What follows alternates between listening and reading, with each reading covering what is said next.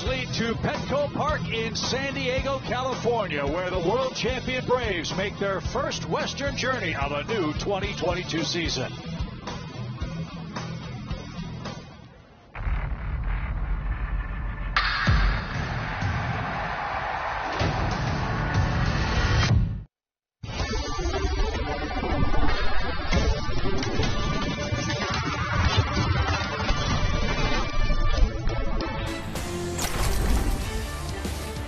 We welcome you to San Diego, California, where Braves baseball is presented by Truist. After a wonderful week-long celebration of Champions Week in Atlanta, tonight the Braves begin their road schedule with the first of 4 against the homestanding San Diego Padres. Hi again, everybody, with Brian Jordan, Paul Bird, Chip Carey. Great to be with you. It's the Padres home opener, BJ, and if it's safe to say the Braves needed a road trip, they've got one starting tonight with 4 against the Padres. It's some good news and bad news. Good news is the players are out of town after an emotional celebration all week long with family and friends.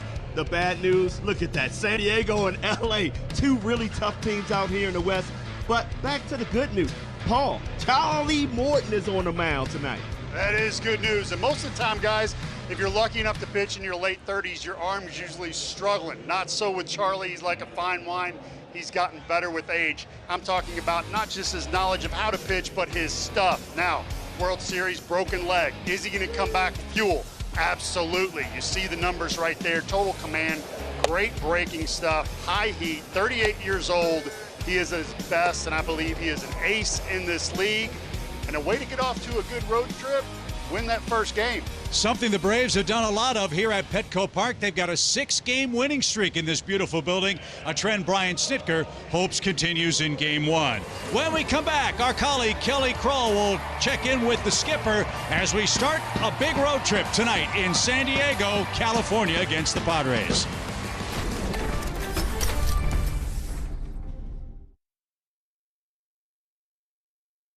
Is brought to you by the GMC Sierra heavy-duty truck. Xfinity, supercharge your home with supersonic Wi-Fi, unbeatable internet, only from Xfinity. And by Synovus, the bank that helps you get there. The Braves hope to spoil the home opener of the San Diego Padres here at Petco Park as they start a 4-game series. Let's check in with Kelly Kroll, who's standing by with Braves manager Brian Snitker. Well, thanks a lot. Here with Brian Snitker before the first road trip begins of the season. Snit out here in San Diego for a 4-game series, but probably nice in a way after all the wonderful celebration to kind of now really turn the page and get focused on baseball here. Yeah, I think, and they were focused. I mean, it was really nice. It was a great first week. I said everything that the club did was unbelievable. It was really a great way to start the season out, and I think guys are, you know, we're kind of creatures of habit, and we like the dull routine, I think, all of us, and where every day's the same, and you wake up, get a cup of coffee, and do your thing, and end up at the ballpark. So I think the guys are, you know, ready to just start playing ball, and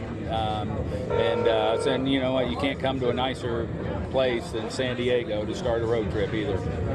And you think about a road trip, boy, I know it is the first one out west, but 2 teams that you have been playoff bound for the last couple years. I mean, this is a big test right out of the gate. Oh, no, this is a rough road trip. I mean, it always is. You know, we came out here late last year twice, and, you know, I was kind of, you look at the schedule and you get a little worried about that. But, you know, because this is a tough place to play. I mean, it just is, when I was a third base coach managing here, it's a tough place to win. It's a tough place to play, as is Dodger Stadium. So it's going to be a challenge for, you know, the next week in itself. Opening day for the Friars here tonight, so certainly it'll be interesting. A little bit earlier than we were probably expecting to play, but Charlie Morton will be hitting the mound, and I know that's got to feel good to have him going. And gosh, the first outing he had was pretty darn good. Really good, yeah, you're right. So I'm always excited when Charlie pitches. I mean, it's just, you know, I keep being amazed by him and everything that he does, and the preparation and the consistency that you see out of Charlie all the time. So I always feel like we got a really good chance to win when he's out there on the mound. Aging like a fine wine, that's how he likes to put it. Yeah, he is. No, it's good. You know, credit to Charlie, how he takes care of himself and what he does that he can perform at that level and have amassed all those innings and at his age. It's really good. Well, we certainly look forward to it as well, and as always, appreciate your time as we get started here. Thank you, Sid. All right, thank you. So the stage is set in San Diego. Let's see if the Braves can spoil the Padres home opener Atlanta's won 6 straight at Petco. They'll try to make it a Sweet 7 with lineups first pitch for Game 1 coming up after the break. Brought to you by your local Ford dealer. Delta Airlines, keep climbing. And by Truist. When you start with care, you get a different kind of bank.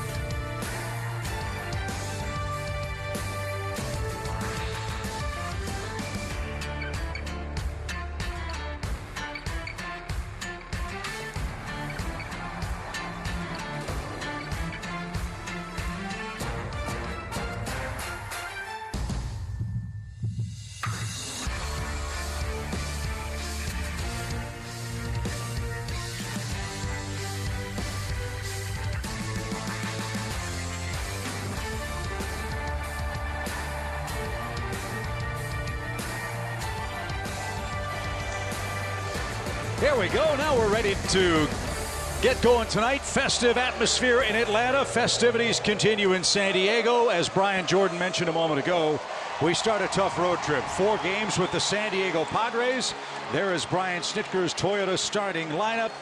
Matt Olson matching up with his former manager, Bob Melvin, who's in his first season with the San Diego Ball Club, fellas.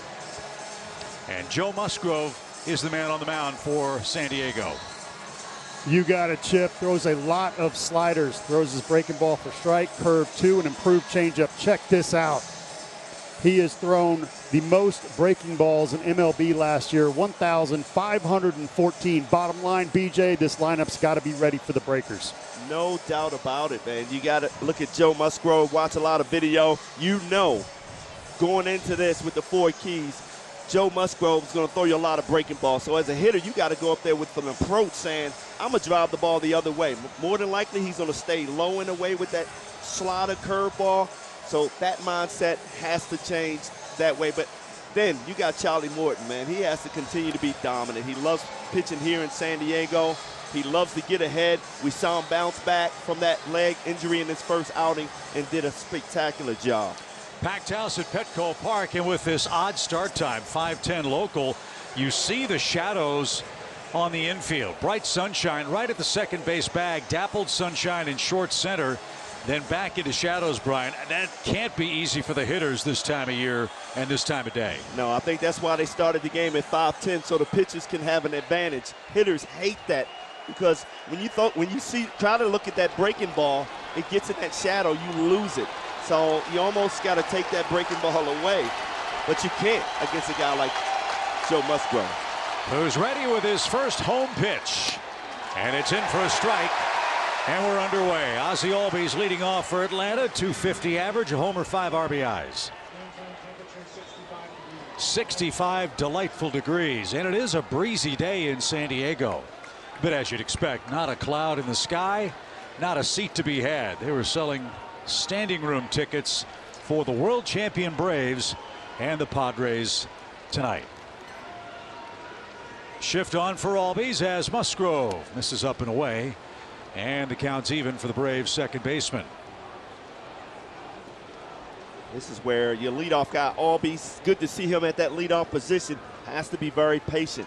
See some pitches because Matt Olson's on deck. He wants him to see a lot of pitches. There's that breaking ball, nipped the outside corner. Braves have seen Musgrove before. Might remember a couple of years ago, he and Josh Donaldson had a tussle that really got Josh going. But Musgrove, a local kid, pitching at home. And threw the first no-hitter in the history of the San Diego franchise. What a thrill for him. Waited 53 years for that.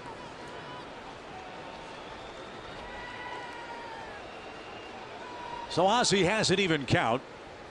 And a swing and a miss. Slower breaking ball takes care of Albies. And that's how the game starts. Swing and a miss. 1 out for the Braves second baseman. And that right there is what Joe Musgrove does very well. He changes speed on those breaking balls. You'll see a slider low and away, which he hit the corner against Albies for that second strike. And then he threw a slower curveball, breaking ball. Swing and a miss. So Matt Olson, boy, what a debut he had for the Braves in his first homestand. Reached base 17 times in 7 games. And takes another breaking ball for a strike. There's that big slow curve. If a right-hander throws a first pitch slow curve to a lefty and they swing low percentage, low batting average on that pitch.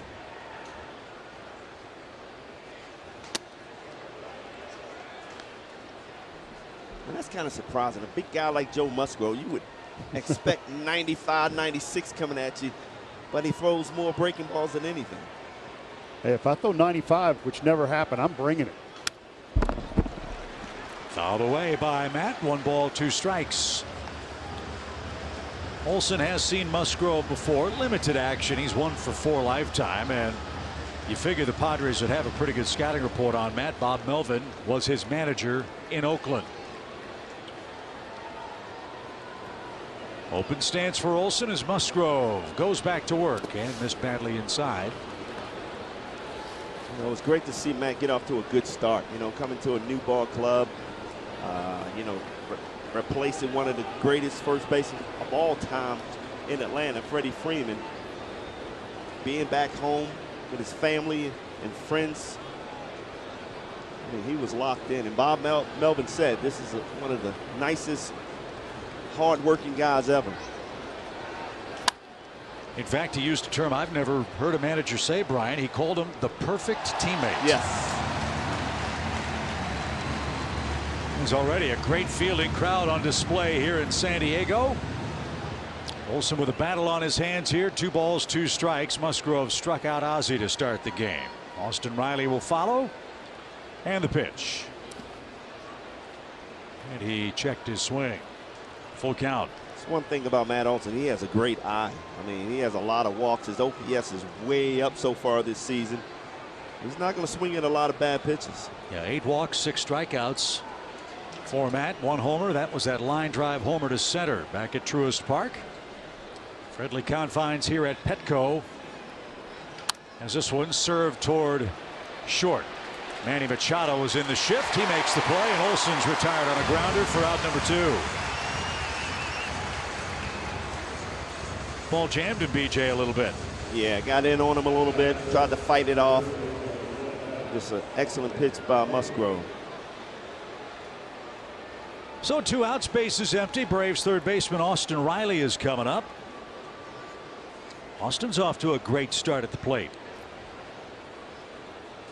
B.J. Austin usually hunts fastballs now that turned around, but if you have a pitcher like this that throws a lot of breaking balls, do you change your routine or do you stick with what's been working? You know what? You got to stick with what's working. And line drive to short. He did go after that first aggressive, pitch. be aggressive. But it was an added ball. Musgrove a 1-2-3 first. Charlie Morton to work next.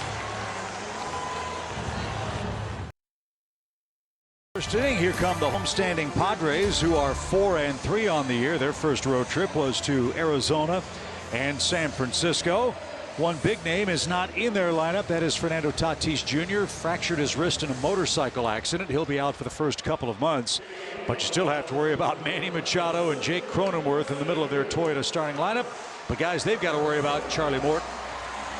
Absolutely. You see the numbers, and Charlie, as we all know, injured that leg last year in the World Series. Nice to see him bounce back in his first start. He looks healthy. His stuff is good. He elevated that fastball, and that trademark curveball was on point. And the best way to start a road trip is in the win column. And this team, this park in particular, guys, has been just what the doctors ordered for Charlie Morton. He's 6-1 lifetime against the Padres in 9 starts.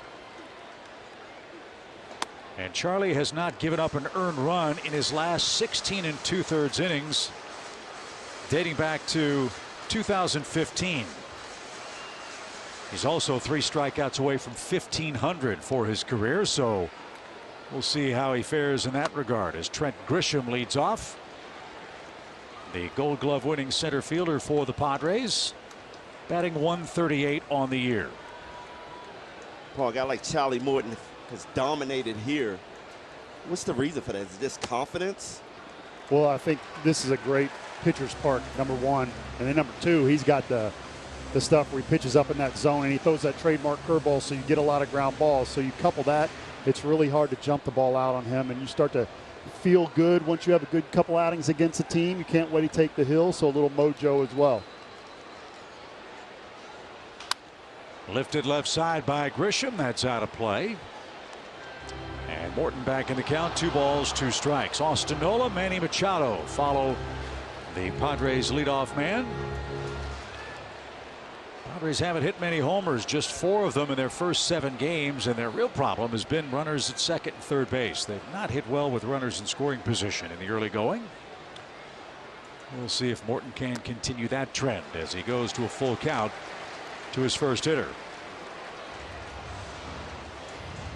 I think with Tatis Jr. out of this lineup, puts a little more pressure on Manny Machado, an RBI machine. The payoff is launched back our way. Charlie Morton in his last start was perfect through 4 innings. 12 up, 12 down in complete control, Paul, back in Atlanta. Picked up where he left off last year. Struggled early in the season last year, but one of the reasons for the Braves turnaround is once he figured a mechanical adjustment out, he was an ace. And he got him at the knees. Nice comeback for Charlie. Grisham strikes out looking, and that's out number 1. Here's our stats with Lowe's feature. As we said, right guy, right park, right opponent for Charlie Morton. You see the starts right there, 6 starts. Now, some of those came with Tampa Bay. It doesn't matter when you pitch against a certain team, start to feel really good. Coming into Petco, you can't wait to take the hill. This is Austin Nola, Aaron Nola's brother. And this guy can hit. .263 average, a homer. Second highest batting average among catchers in the major league since 2019. Only Salvador Perez of the Royals has hit for a higher average than the Padres backstop. I saw him play at LSU, and he was a shortstop. Incredible hands, but he was a little slow. So I've heard from a number of scouts, if you have a slow-footed shortstop with great hands, they make good catchers. Now that's impressive to go from shortstop to catcher. 1 ball, 1 strike. And Nola got hit by a pitch. So no perfect start for Morton. Man aboard on a hit batsman, and Manny Machado's coming up.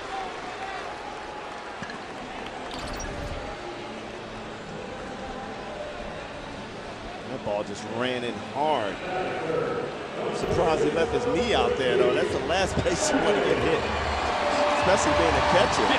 Turno reacted more than Nola did. He's wearing a shin guard. Hey, that's respect out of Charlie. You'd rather get hit than get out of the way. Get on first base any way you can. Well, if you want to beat the Padres, the Braves have to figure out, guys, how to get out Manny Machado. He has been a one-man wrecking crew against Atlanta pitching. Those are his season numbers this year. But in his last 23 at-bats against the Braves, he's hit an astounding 7 homers. So I'm sure that was talked about in the pregame scouting report. And he takes a blistering strike, 0-1. He gets a little overshadowed by Tatis Jr., but man, he is still one of the best players in the league to me. He loves hitting in situations with runners in scoring position. He almost always comes through for San Diego. Nola has a good lead at first, not going. And Machado takes inside. 1 ball, 1 strike.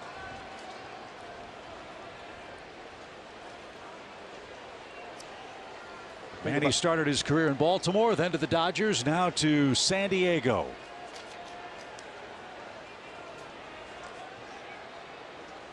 One thing about Machado, he's very patient. You know, he's not going to swing out of the zone. You're going to have to bring it to him.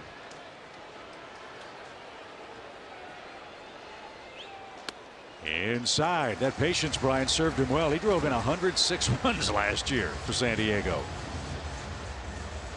In the middle of a 10-year deal. I like the way they're starting off pitching him right now. Machado with those long arms and big bat wants to get extended. They're trying to get in. We'll see if it continues.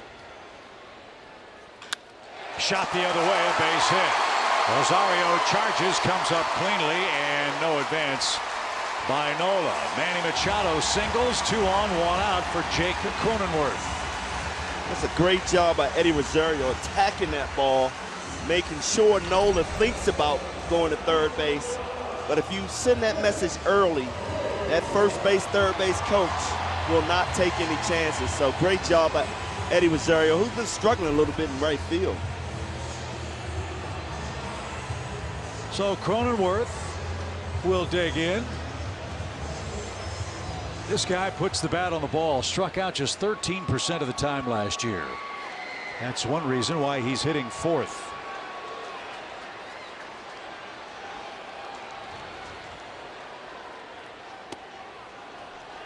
Cronenworth out of St. Clair, Michigan. Came over from Tampa Bay, made the All-Star team last year. 61 extra base hits. And he's starting to heat up over his last 3 games, 5 for 11. With an OPS of 538.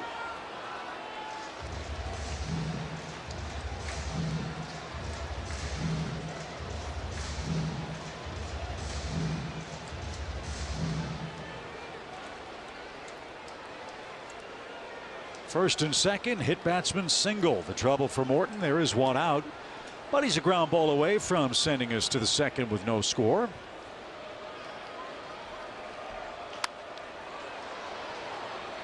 And out of play. 1 ball, 2 strikes. Morton loves to throw fastballs up and away to lefties, even middle up, and then tunnel that curveball in that same location, see if he can get a chase on it. He's already shown you can throw a 1-0 curve for a strike, so Cronenworth has to respect the breaker. Will he go to it here? Tough man to strike out, but Charlie's ahead of him. 1 ball, 2 strikes.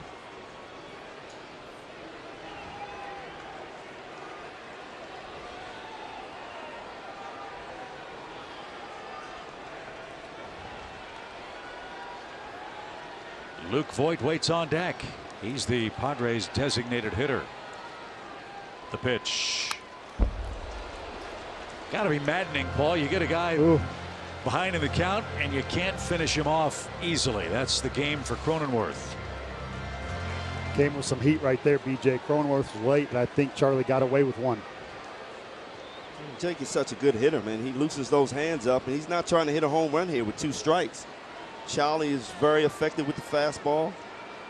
All you're trying to do is drive that ball the other way, find a home with runners in scoring position. So far, they're not fishing at that curveball in the dirt.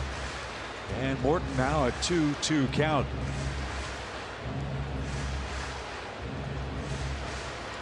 Already 19 pitches for Charlie here in the first inning.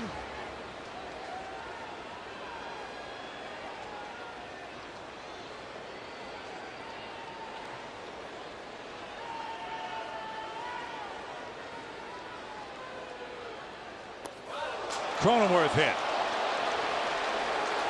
Morton doesn't have a feel for his curveball yet. 2 hit batsmen in the inning. And they are loaded for Luke Voit. Pulling a curve, as you can see. Most of the time, starting out game first inning, pitchers miss arm side. Charlie opposite. He's just pulling the ball right now. Got to find it quick. Bases loaded, BJ. Now, when you see a pitcher, I don't know whether it's grip or he's just not getting a feel. So you got marine air right here coming off the water. Very a lot of tack, a lot of moisture in the air, and sometimes you can get a really good grip on the ball and you can spike it like he's doing right now. So he's got great action on the curveball, just has to hone in on location because of the air. So a dangerous hitter in Luke Voit. Bases are loaded in the first for San Diego. 1 out. He tried to hit that over the Western Metal Supply building and came up empty. Strike 1. Well, that's exactly why they signed him, because he can hit the long ball. But he's a very patient hitter, too. 8 walks already this season. 22 homers with the Yankees in the COVID season back in 2020. Better curveball from Morton. And Voit is behind 0-2. This way you like Morton. He can use a hitter's aggressiveness as an even bigger weapon than his terrific arsenal.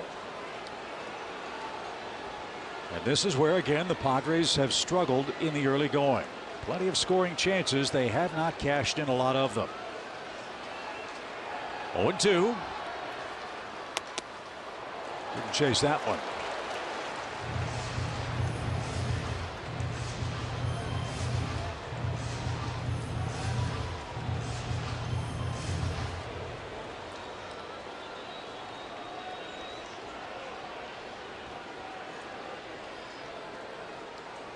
Nola, Machado, and Cronenworth are the Padres base runners, third to first. Paul, he just threw 3 sliders here. You got to come back with another one. I like it. Why not?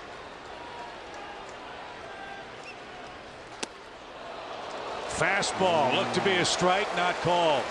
Wow. Couple of those in this first inning for Morton. That was a perfect pitch. Yeah, I would have wanted that one.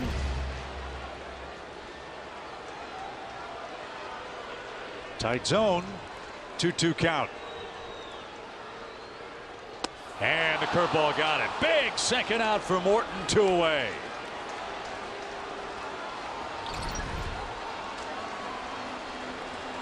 That was just another nasty curveball. 12-6 hammer straight down. Looks like a fastball. Same rotation as the fastball, and then disappears. I mean, you can tell Voight was looking for that pitch because he was going to pull the trigger regardless. I think the fastball, the pitch before that, set it up. So 2 outs for Eric Hosmer. He's off to a great start at the plate.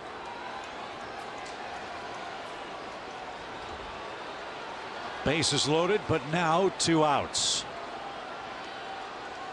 Morton 25 pitches in the opening inning and got that corner call.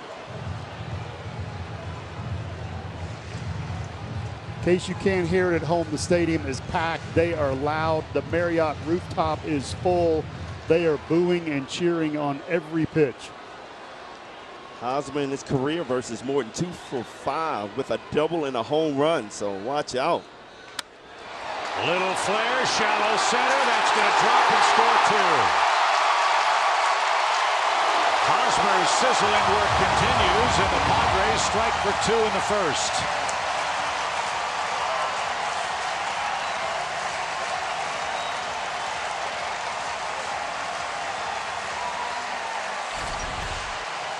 Well, just when I said it, Hosmer 2 for 5 off him in his career. Good curveball right here. Hosmer did not hit it well, but it's baseball. Sometimes you just have to put the ball in play. Well, that's been happening to all our starters, not being hit hard, but they're finding a hole. So the 2-hit batsman key in the inning. That prolonged things for Hosmer, who drives home his 2nd and 3rd runs of the year. And now Will Myers, the batter. Myers struggling, but not here. First pitch swing makes it 3-0.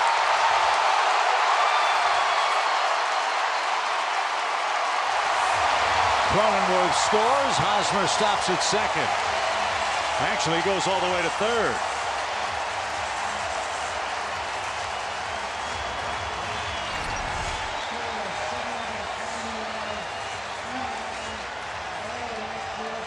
That's why E9 on Rosario. Braves outfield defense has had its share of troubles in this first week. Yeah, and Eddie Rosario's had struggles, you know, playing right field, especially at home. Got turned around a couple of times chasing down a ball in the outfield, and you just can't have that happen this early in the ball game. You got to stay in front of that ball and really be focused. See that ball in your glove. So you're down 3. Morton's thrown 28 pitches. And now Jurickson Profar is going to hit.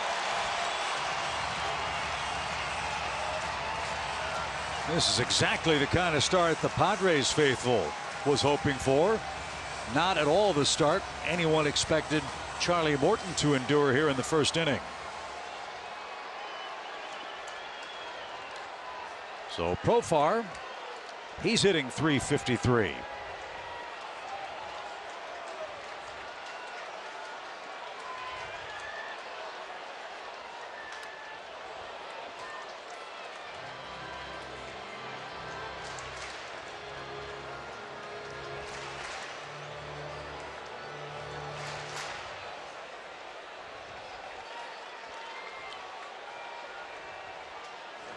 Single shaft of sunlight right up the middle of the diamond into straightaway center.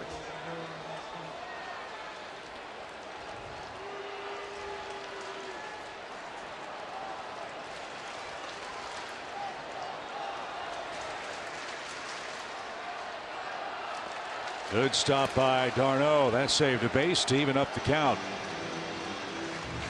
Profar, another kid from Curacao. He was signed as a free agent.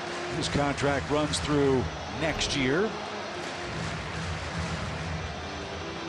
Injury-riddled year last year. Played 137 games for San Diego.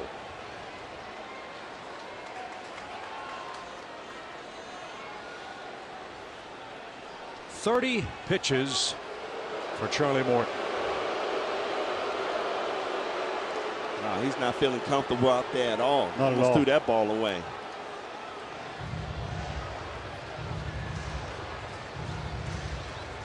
Two strikeouts, 2 hit batsmen, 3 singles, and 3 runs.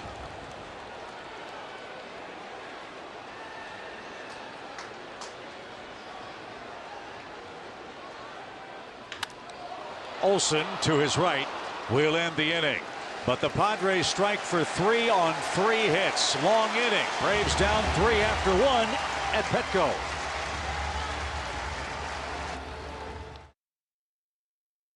Zaxby's indescribably good play. Speaking of good play, guys, Marcell Ozuna's off to a terrific start. That's our Zaxby's indescribably good play. Good to see Marcell back in the lineup. I mean, he is on fire with runners in scoring position. 3 for 6.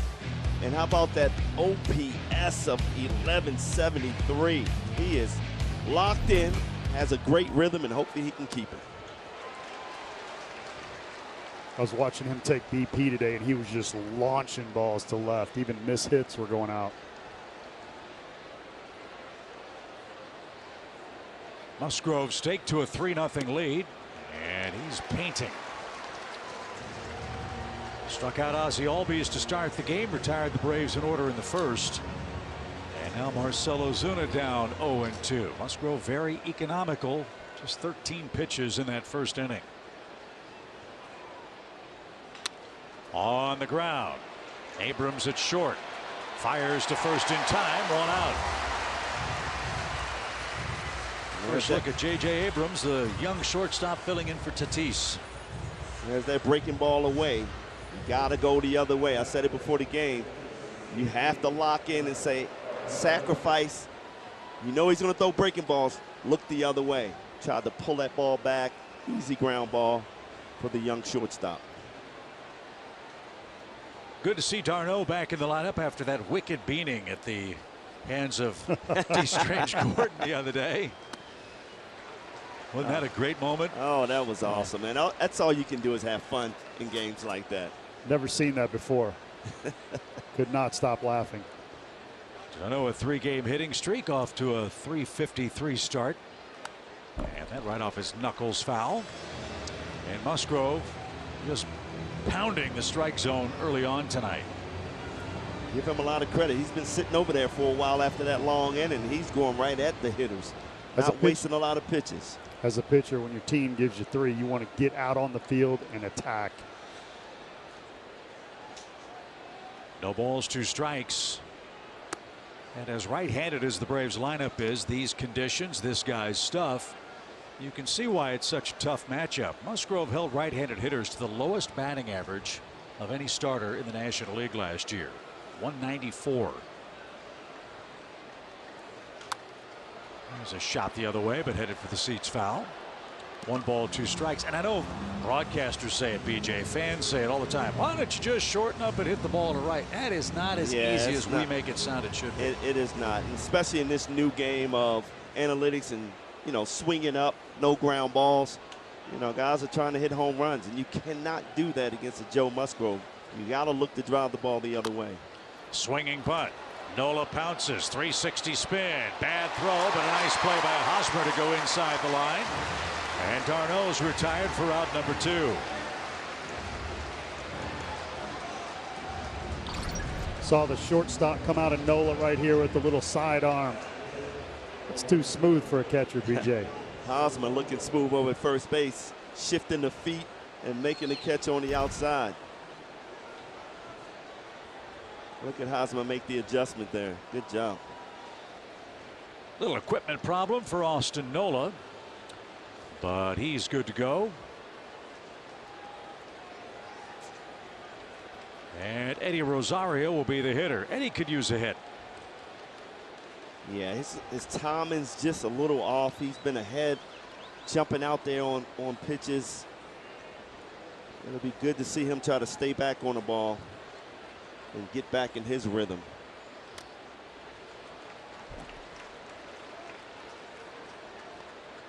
No balls and a strike. As Paul mentioned, Musgrove is an off-speed specialist. It tells you how good he is. BJ, you know it's coming and still can't do much with it yet.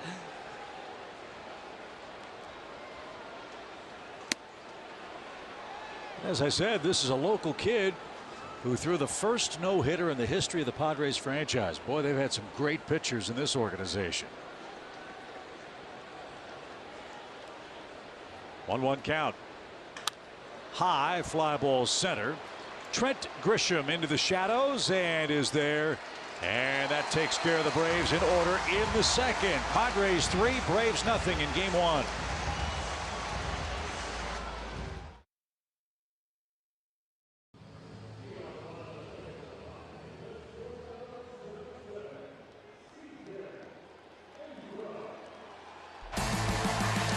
Braves baseball on Valley Sports is presented by Truist. Great to be with you in San Diego tonight with Kelly Kroll, Paul Bird, Brian Jordan, Chip Carey, the rest of our great Valley Sports South crew.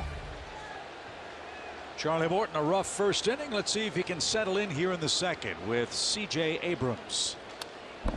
Young shortstop whom we're told is big league ready defensively, but still a work in progress at the plate. We'll see if that's the case tonight. He's made the jump from Double-A to the big leagues because Fernando Tatis is injured. The pitch driven to left. That's well hit. Ozuna going back, still going back. That ball is gone.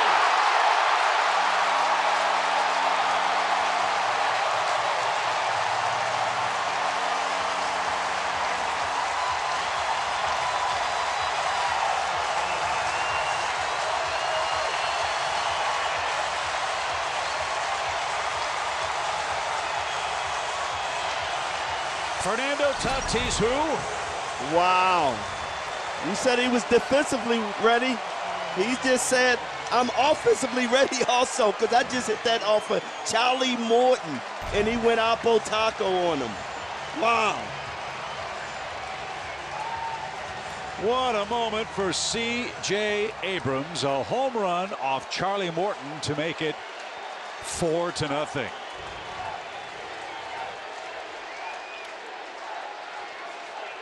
Olsen at first will take care of Trent Grisham for the first out. So Abrams, the native of Atlanta, hits a home run and gets a curtain call.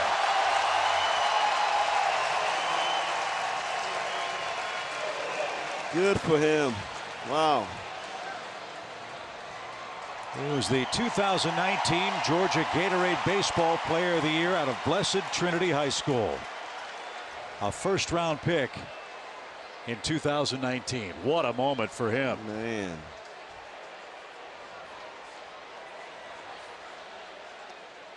Well, they got a lot of people back home watching.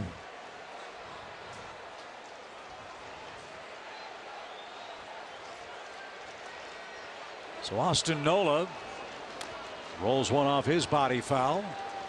1 ball, 1 strike. You remember your first home run, don't you? Yeah, it was in San Francisco. Against? That's the problem. It was a left-hander, and he smiled all the time. What's the guy? Henry Hammaker? No, give me another lefty. Smiled all the time. When he struck you out, he smiled. Oh, man. You're killing me right now. Oh, yeah. I'm killing myself, man. You know I played football. A lefty that smiled. I'm going to look that up. I'm going to look it up. The negotiations are on for Abrams' first big league homer. You know, Brian, they say the mind is the first thing that goes, right? That's exactly right. And I know pitchers never forget the guy that hit the first home run against them, right? That's true. Bernie? That is true. I know you don't like to talk about that nearly as much. But boy, what a storybook start for Atlanta's C.J. Abrams.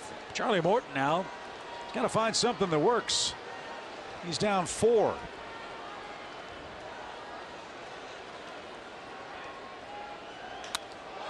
That's well hit, but not deep enough. Right in front of the 396 sign, Adam Duvall makes the play, and 2 are out. You're right, Chip. If I'm Charlie Morton, and I don't want to make excuses because 4 runs are on the board, but he really hasn't been hit hard. He's suffered from bouncing a couple balls. He suffered from hitting a couple hitters, and then a ball that fell in. C.J. Abrams' hit was the hard hit of the game, but that's just one. So he's got his good stuff today, got to bounce back, location, and with this Braves lineup, you're never out of it. Well, I got my memory back. Trevor Wilson, that's who it was. Wow, I didn't know your memory looked like scratch paper with black ink. It's amazing how good your memory is when it looks like that. As man. Manny Machado hits. Shot up the middle, another hit. 2 hits in the inning. Machado's 2 for 2. Machado is just such a good hitter, man. He's not always swinging for that home run. I mean, he's looking up the middle the other way against Charlie Morton. I mean, just an excellent hitter. And when you can do that, that's why you're so successful with runners in scoring position. I don't mind that. That's 96 in on the hands. It jammed him a little bit. Just don't let him get extended. That's when the ball leaves the yard. So I'll take my chances with the ground ball in the infield with that guy all day long. And Paul, you're right to your point. Hosmer's ball wasn't hard hit. Machado's first was a clean single. But the 2-hit batsman in the first inning is a signal that the curveball is biting. He just couldn't locate it. And those 2 extra runners have scored 2 of the 4 Padres runs so far. Here's Cronenworth, the second man to get plunked in the first inning.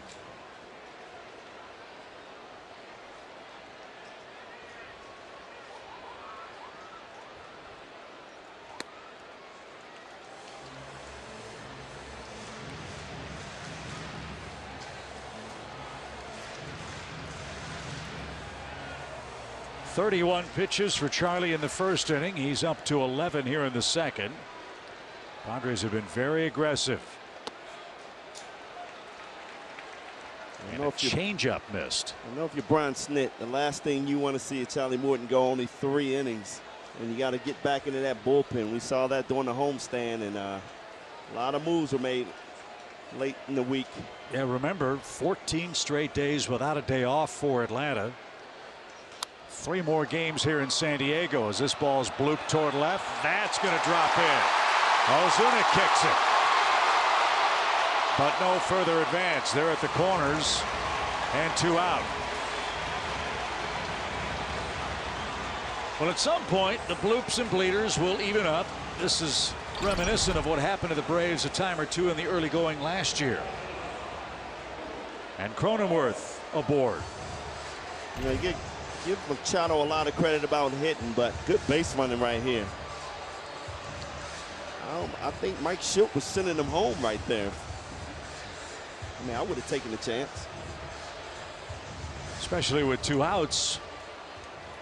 And Mike Schilt, the former Cardinal manager, filling in at third base as the Padres coach there for Matt Williams. Williams had hip replacement surgery, as Voit has not been able to hit the breaking ball yet. He struck out in the first inning.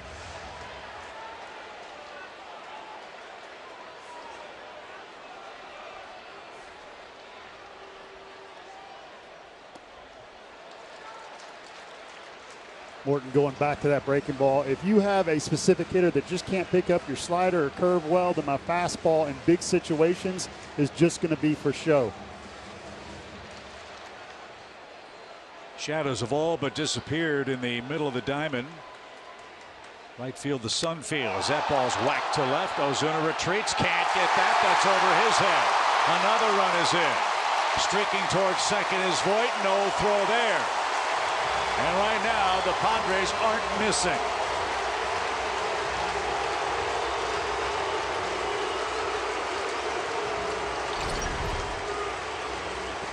Well, we talked about fastball for show. That's a little too good. Top of the zone.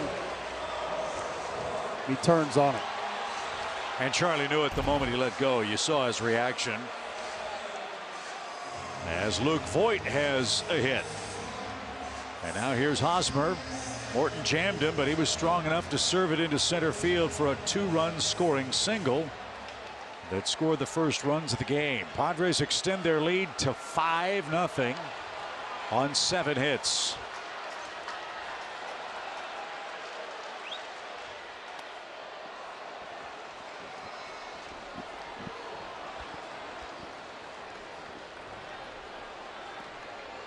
And this is the guy that got the run parade started with that bloop shot in that first inning.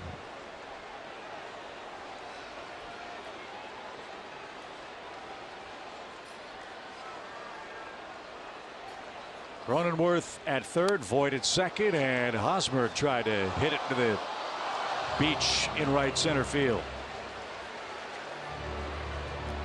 But Charlie's ahead of him, 0-2. Now it's still early second inning, first base open, righty on deck with Myers, so this is a very important at bat.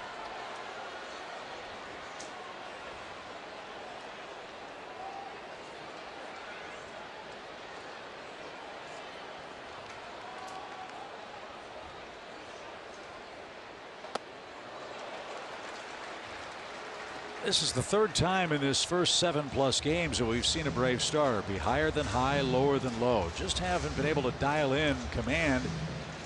And to echo what you said, Paul, no excuses. But this is something we've seen not just with the Braves, but with other big league teams. Their pitchers are still behind their normal workload from spring training to regular season play. As a swinging bunt ought to end the inning, and it will. Morton needed that. As Eric Hosmer rolls out, but the Padres add on 2 more. They lead 5-0 in their home opener.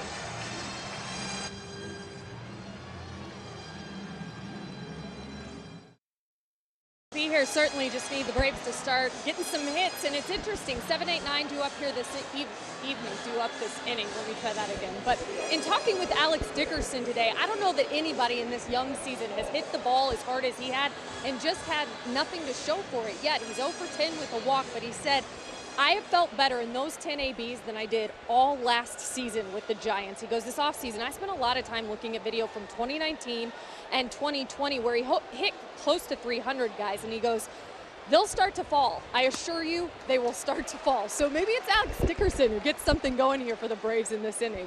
Well, it'll start with Adam Duvall, Kelly, then Dickerson, then Dansby Swanson.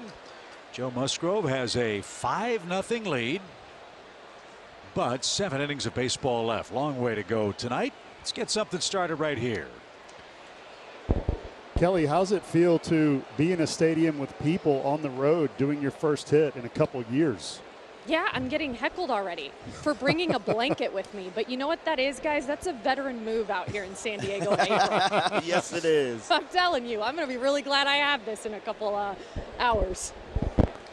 Line over the glove of Cronenworth. Knocked it down. Throw to first. And Duvall legs it out. What a great effort by Cronenworth. It just didn't stick in the leather. And the Braves have a base runner to start the 3rd inning. Wow, great job here by Adam Duvall, staying on his pitch. I mean, that's a bullet. But Jake showing his leaps. He could definitely dunk a ball, I can tell you that. But to stick with it after it comes out of his glove and make a really good throw from his knees was unbelievable. Absolutely. So there's the first Braves hit. They followed Kelly's script to perfection. Here's Alex Dickerson from Poway, California, about 20 miles north of Petco Park. You guys remember the TV show Hee Haw? Absolutely. You know, the old guys would sing gloom, despair, and agony on me. If it weren't for bad luck, I'd have no luck at all. That's kind of what Alex has gone through at the plate. Yeah, I mean, I like Alex. I mean, he's very patient. You have to throw him a strike in order for him to swing. He doesn't get out of the zone, and he just hasn't had luck. He's hit some hard balls. And just as I say that, he chases. That's all right. Kelly Kroll down there selling hope. My partner to my left with the hee-haw reference. No place else I want to be. When you chip away right here, I know we're down 5. We don't need 5. We don't need a 2-run homer. Keep the line moving. Line drive. Work the ball the other way. Little pop, shallow right center. That might drop. There's some good luck for Alex. And 2 are on with nobody out. Told you they even up after a while. There Birdie. we go. Kelly, you were right. Kelly brought him some good luck right there. First hit is a Brave. It'll look like a line drive in the box score tomorrow, but Alex Dickerson, BJ, doesn't care. That's right. I'm calling home and say, Mom, I hit a bullet for my first hit. So Dansby is the hitter. Swanson batting 9th.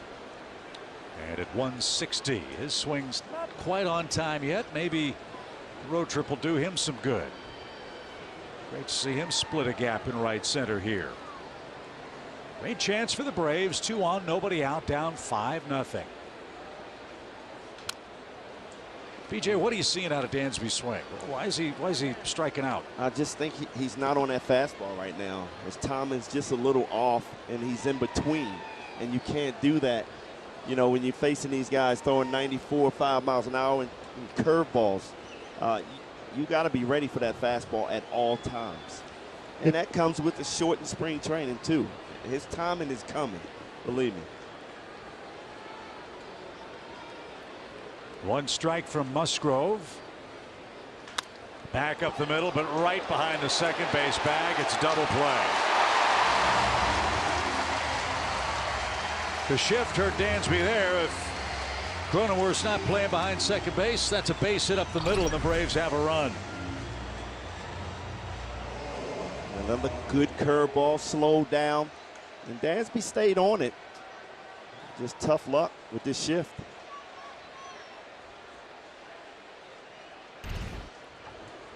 So Ozzie the hitter, he struck out his first time up. See if the Braves can pick up a 2-out hit here.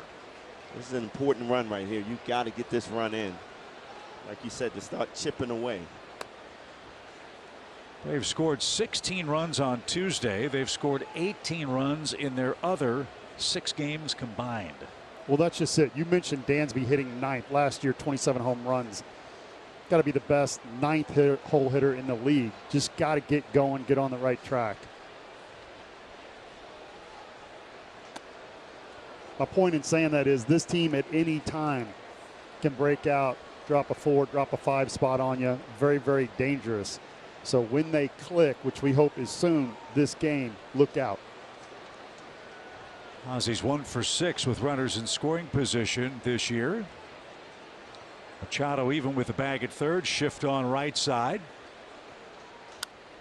Took a shot at left and fouled it away on a cutter. 2 balls and a strike.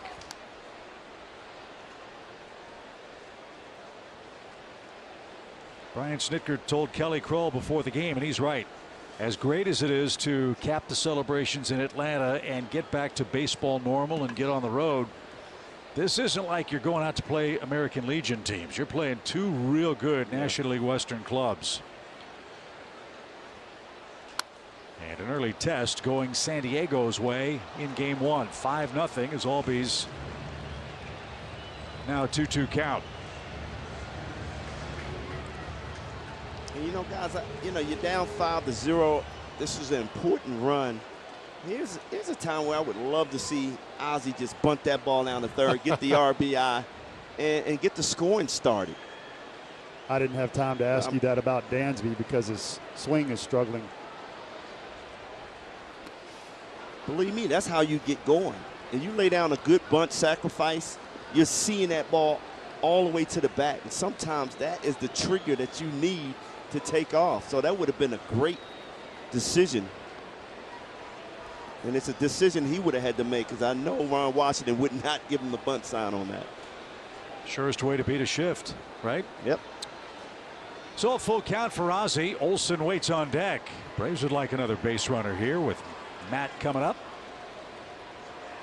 And now the payoff pitch is sharply hit to first. Hosmer scoops that up. And the Braves had 2 on, nobody out. Can't get the ball out of the infield. Tough break for Atlanta in the third. 5-0 is your score in game 1.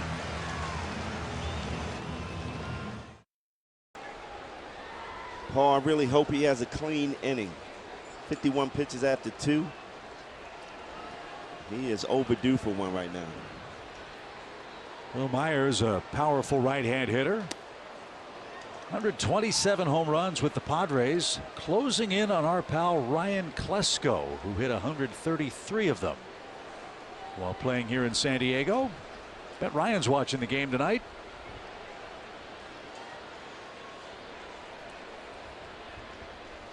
And the off-speed pitch takes care of Myers. That was the best sequence Morton's had all night. I really like it. The last 2 pitches were change-up. Finish them off with a change-up in, something different than the breaking ball. And there you see it. Good action on that, BJ. Milestone strikeout for Charlie Morton. That was number 1,500. Oh, wow. As a major league pitcher. And they throw that ball. Braves applaud Charlie Morton. 19th active pitcher in the game with 1,500 or more strikeouts. That leads to this question, Paul.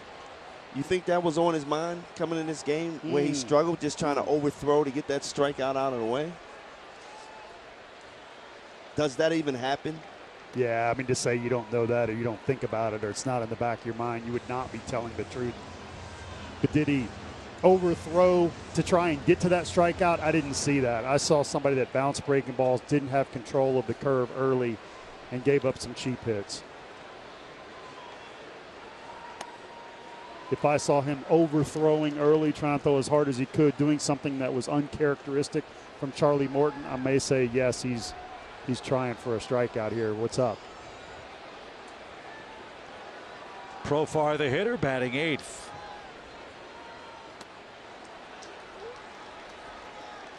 A little bad luck for Charlie. Yes, some blue pits. There were some hard hit balls too. 2-hit batsman. So uncharacteristic of a man who has such good control.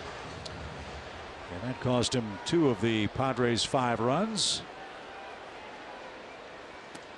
And downstairs, ball 3. Just hasn't been able to dial that in. And again, no excuses.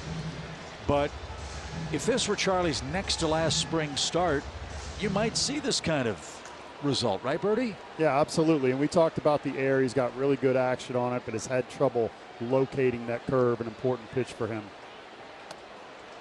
And Profar takes a walk.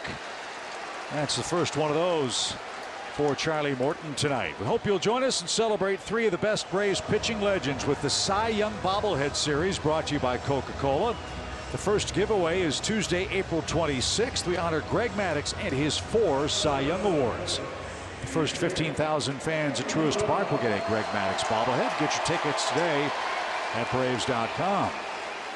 John Smoltz on May 10th. Tom Glavine on May 13th will follow Mad Dog, who celebrates his birthday today. Greg, 56 years young. What a pitcher, too. Next to all his gold gloves. That's pretty special. Yeah, his trophy room's probably bigger than my house. 4 Cy Young awards.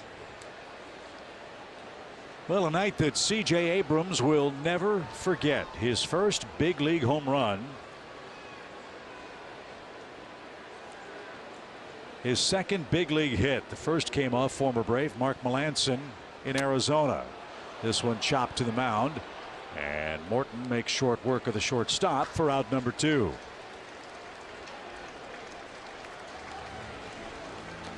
And we go back to the top with Trent Grisham, who's 0 for 2 in the game.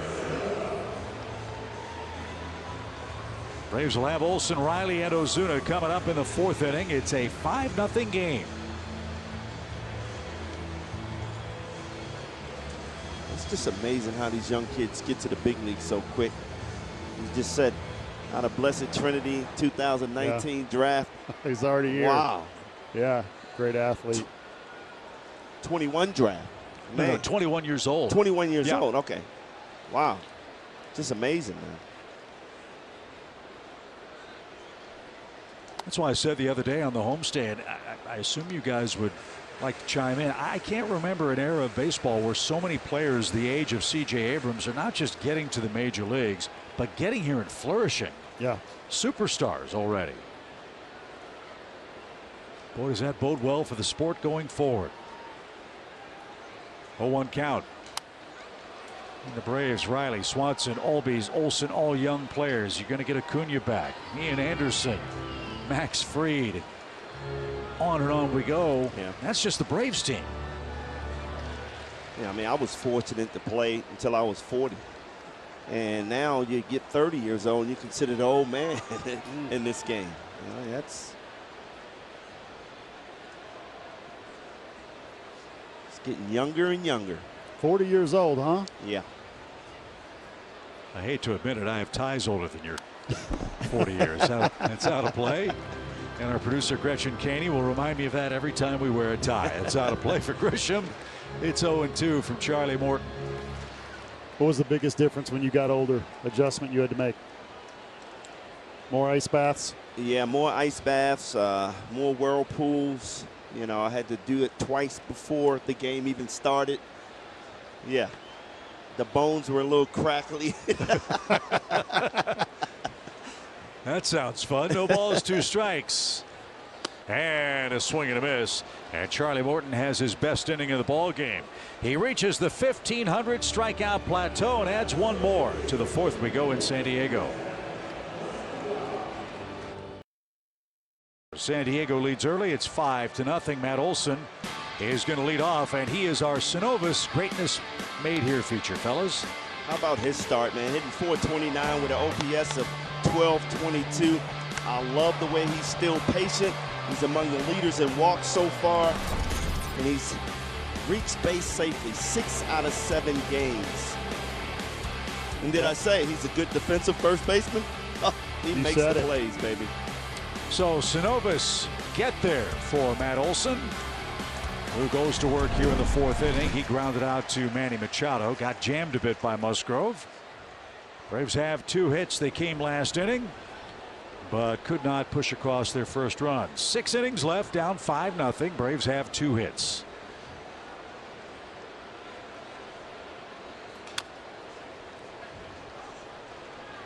And fouled away from Matt. No balls and a strike. Braves have outscored the Padres by 30 runs in the last 33 games they have played head to head. But that's taken a ding so far tonight. Out of play foul. Just like that, it's 0-2. You remember last year when the Braves, as Snit said, had to make 2 West Coast trips.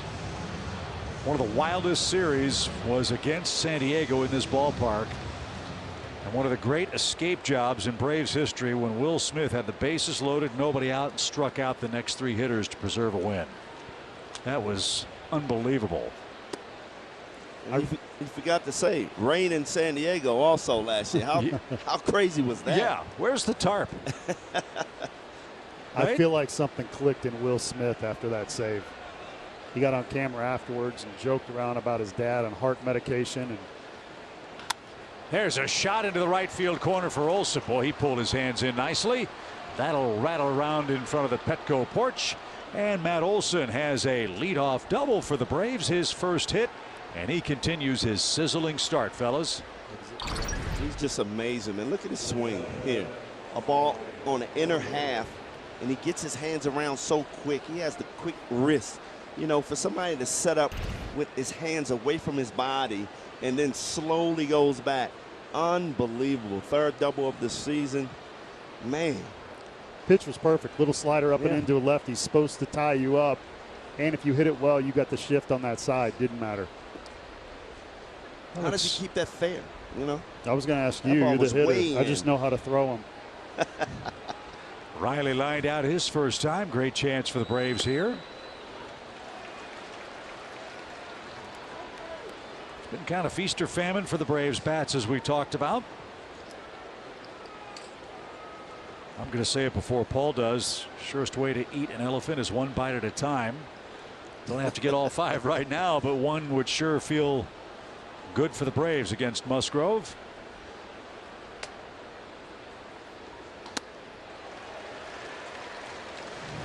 Sinker, slider, curveball, everything working for Joe in the early going tonight. 2 strikes. And he's not falling behind hitters. No, he's not. He's also mixed in a change at times, which he used to throw 1% of the time. He really worked on that in spring training, and he's come out and showing that it's a much more usable, effective pitch.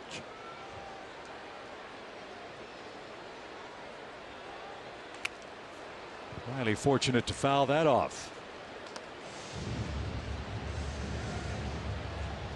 Austin does a good job with 2 strikes because he kind of spreads out his zone a little bit and he looks the other way. He's gotten a lot of hits right there on second base on that shift so far this year. They shade him slightly toward right in the Padres outfield. And Musgrove ready, the 0-2.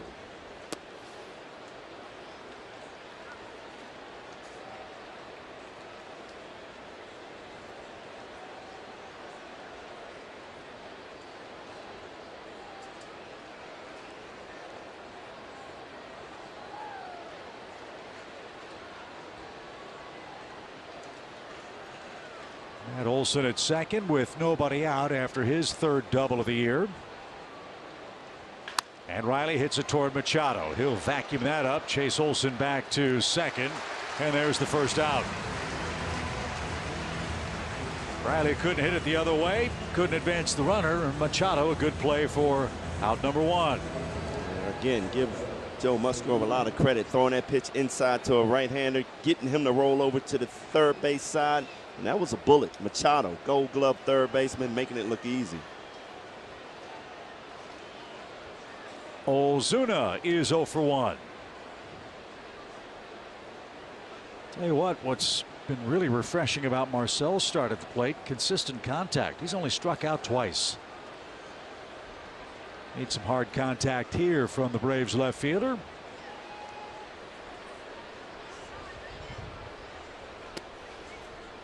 And downstairs on a sinker, 1 ball, no strikes.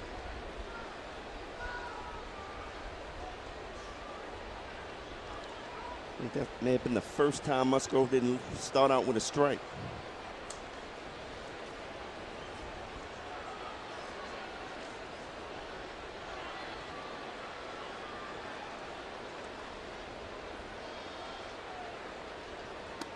Oh, buckled him with that pitch. That was nasty.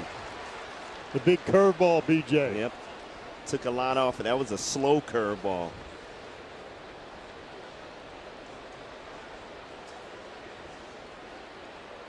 This guy's like my uncle, like 8 pitches at the backyard barbecue, the wiffle ball game. What's he going to throw next? It's not going to be straight, I can tell you that. And it was going to be a lot harder than that just curveball, that first curveball. Yeah, you saw that slider down and away. Slider after curve for you young pitchers watching looks like a fastball because the spin is different, more fastball-like. After slowing the bat down, it's more effective.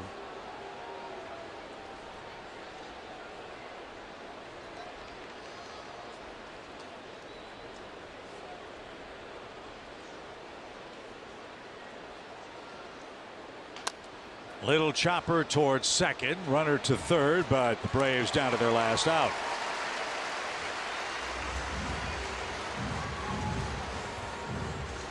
That would have scored a run had Riley been able to advance Olson to third, but no such luck. It'll take a 2-out hit from d'Arnaud if the Braves are to scratch their first run here. You know, you can say all you want about the analytics, but somehow, some way, it always proves right. Jake sitting in the perfect spot up the middle. Easy play for him.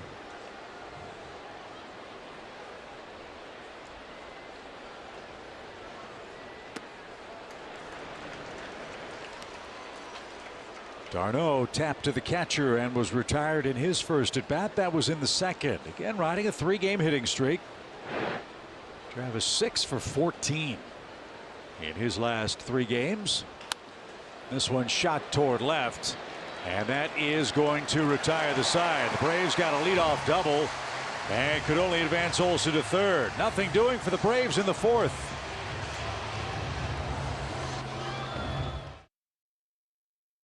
Let's get their first look at the Padres in this 4-game series. We'll host San Diego when Manny Machado and company come to Truist Park next month. A 3-game weekend series, May 13th, 14th, and 15th. Get your tickets today at Braves.com. Charlie Morton back to work for his 4th inning. Much better frame in the 3rd with a couple of strikeouts. Still looking for his first 1-2-3 inning, and he'll start with Austin Nola, who's been hit by a pitch, scored, and flied to center.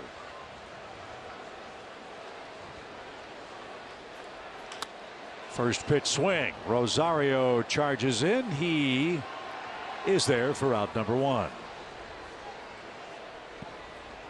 A little surprised you guys haven't ordered the fish tacos here yet. Not yet, but I will. You definitely. will? Okay. Yes. I don't want to peak too early. It's the first day. That's like the specialty here in San Diego at Petco Park. Yeah, I walked down the street and I saw like 3 different taco places. I was like, man, You're not going to go wrong. not going to go wrong, huh? Great city. So great to be back on the road and catching up with old friends and seeing Braves baseball live here in the National League West. One more stop to make. That's Dodger Stadium starting Monday night. Here's Machado, 2 for 2. He's reached base in every game for the Padres this year. Hits in 6 of the 8 now. And again, for whatever reason, the Braves have not been able to figure out the scouting report on Manny Machado. He is wearing them out. And he does it again. Wow. Machado's 3 for 3, and it's only the 4th inning. I mean, the thing I love about him, I told you, he sacrifices. He doesn't care, man. If you throw that pitch away, he's just going to take you that way. He's not going to try to do too much. Curveball away, good action on it. This actually breaks his bat, so it's off the end. But again, sometimes just putting it in play is a win, as is here as he shook his finger, no, no, no to Rosario, meaning don't throw behind me, which of course is going to draw a throw. Cronenworth on base twice, hit by a pitch, singled and scored. Believe me, I think Eric Young was at the top of the steps saying, don't do that again. You throw that ball away there, and next thing you know, he's in scoring position.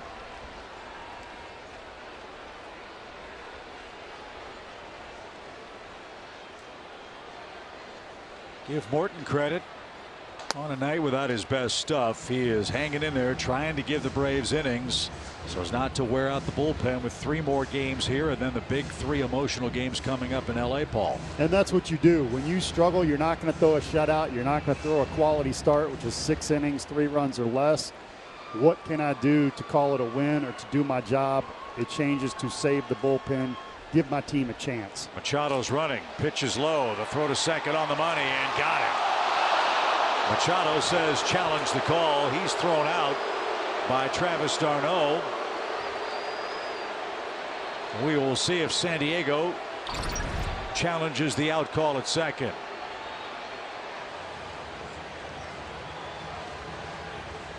I wonder if Machado's right leg just came off the base. Right there. Good slap tag by Dansby. Excellent throw by d'Arnaud. Good to see d'Arnaud back healthy.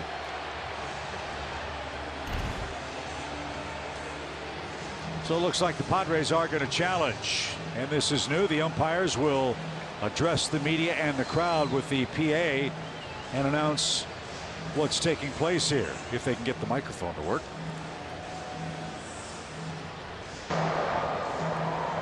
San Diego is challenging the call out at second base. It just seems weird to me. I'm ready for, roughing the passer, 15-yard penalty. That's exactly But right. that's what I want to see. I want to see somebody do an Ed Hockley and go, the call is overturned. You lose your challenge. Something like that. put a little oomph into it. The umpires have never done this before. I think they all sound really nervous. You can tell he got the echo feedback. He was just slowly talking. It's not as easy as it looks, is it, fellas? And so there's some sort of a mobile device that is sending the verdict from New York to the umpires. Well, see, his foot popped up off the bag, and I'm not sure whether Swansea still had the tag, but I don't know. It's a close play. And that's, again, the deal. The call was out. There has to be clear and convincing evidence to overturn the call which was made on the field here.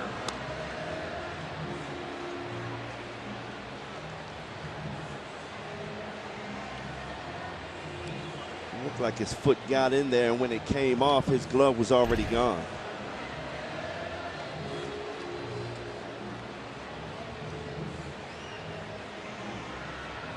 There's Bob Melvin, 11 great years in Oakland. Also managed in Seattle and Arizona. Made the postseason 6 times as the skipper of the Oakland Athletics. Now in his first year with the Padres, we're on their 3rd manager in 4 seasons. Andy Green, Jace Tingler, now Bob Melvin, as they try to catch the Giants and the Dodgers in this rough and tumble National League Western shootout.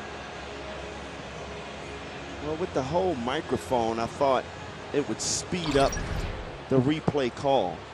That hasn't changed, and that's what I thought we were working on. I'd like to see a deal where if you can't make a decision or reach a conclusive decision in 30-45 seconds, then whatever is called on the field's what the call is going to be. I like that. Time limit for replay. Look, I understand they're trying to get it right. They're trying to see all the pertinent angles. But instant replay is anything but instant, as it's still very much evolutionary and a work in progress.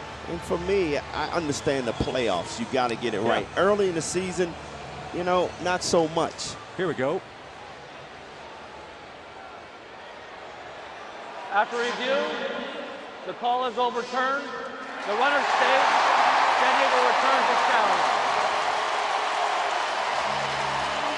So Machado with a stolen base, his 2nd of the year. And nothing going right for the Braves in game 1 to this point. And I think we'd agree that the overturn is the correct call. Swanson with that swipe tag, were he able to keep the glove on Machado? We'd see an out right there because he did come off the base, but as BJ, you pointed out, the timing of all of it was off. RBI chance for Cronenworth, who's ahead in the count 2-0.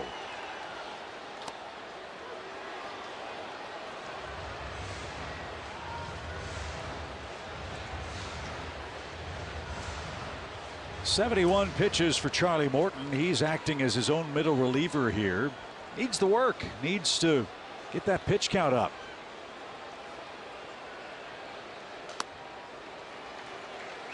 Nobody playing catch in the Braves bullpen at this point.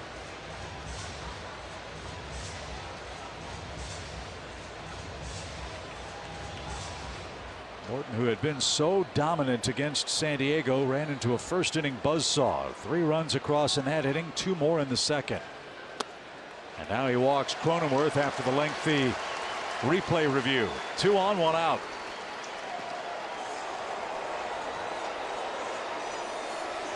And here comes Voit, who has struck out, doubled, and driven home a run. Paul, don't throw him a fastball. If you do, it's got to be higher than high.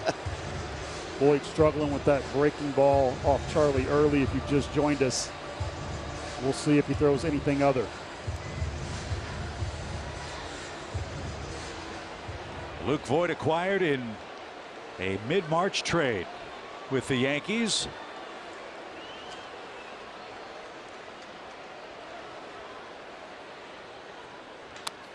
Hits it towards short. Dansby to a knee. 2nd one. Ozzie the turn, and boy did Charlie Morton need that.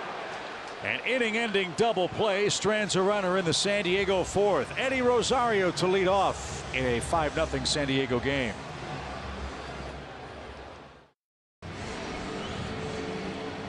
The MLB Ballpark app will complete your next visit to Truist Park. Buy and manage game tickets, unlock offers, access exclusive content, and much more. Download the MLB Ballpark app today.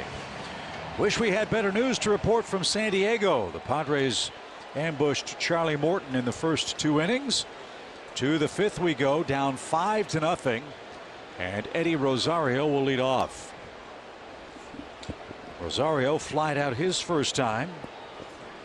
Duvall and Dickerson to follow. They have 2 of the Braves' 3 hits in the game.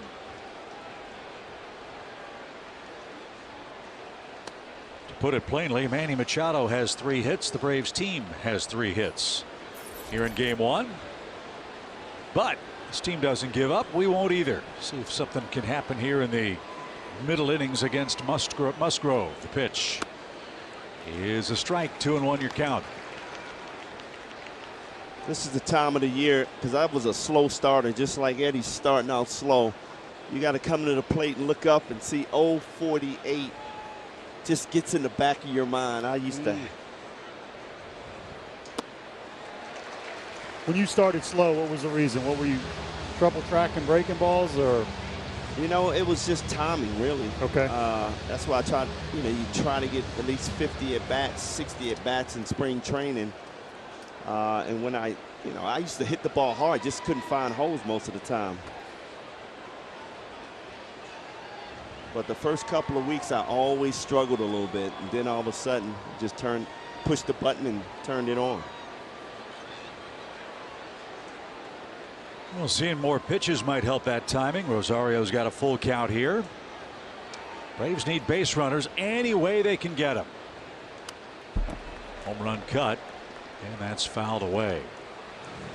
No problem with sun or shadows here at Petco now.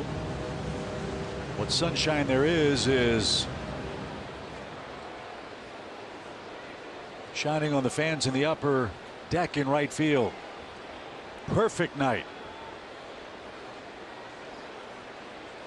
As we open up action with San Diego, 3 more games to follow, 4 games for different start times. So as they say in the business, check your local listings for first pitch info. The pitch is popped back our way, foul. And Rosario will try again. Well, the highlight moments for the Braves was this man on the West Coast when he hit for the cycle against the Giants and did that on 5 pitches.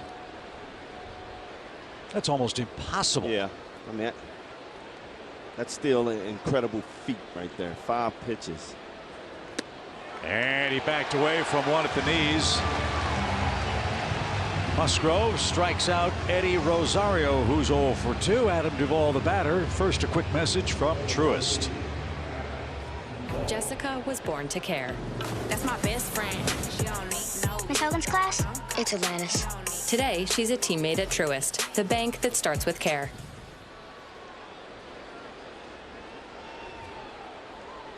Adam Duvall hit that rocket that sprung out of the glove of Jake Cronenworth, who played him in the shift last time.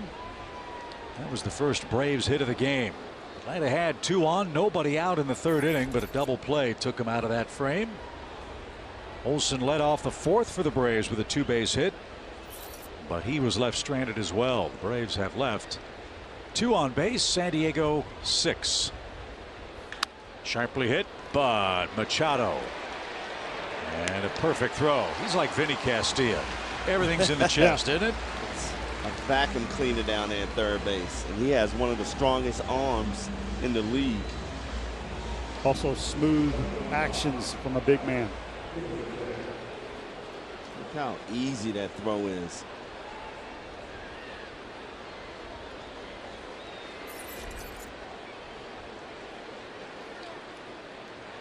Dickerson with 2 outs. First Braves hit for Alex. Wasn't hit hard, but ended up in shallow right field. His first and only time up.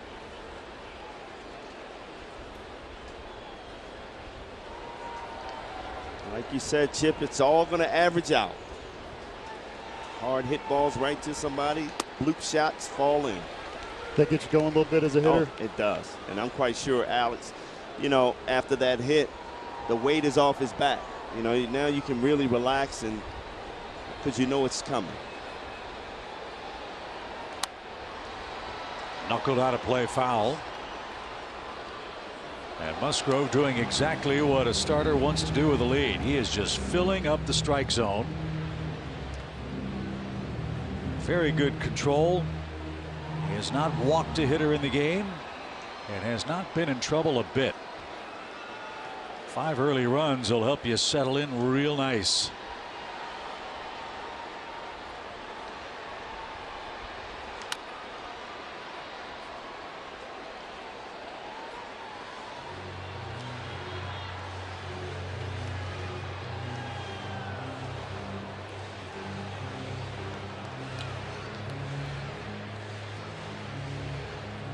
Like Charlie Morton might come out for another inning. Nobody's warming in the Braves pen. Want to get him through 5 if possible. And we need 5 to get it tied. The pitch is cut on and missed. And that will retire the side. 2 strikeouts in the Atlanta 5th. All Musgrove and the Padres in game 1.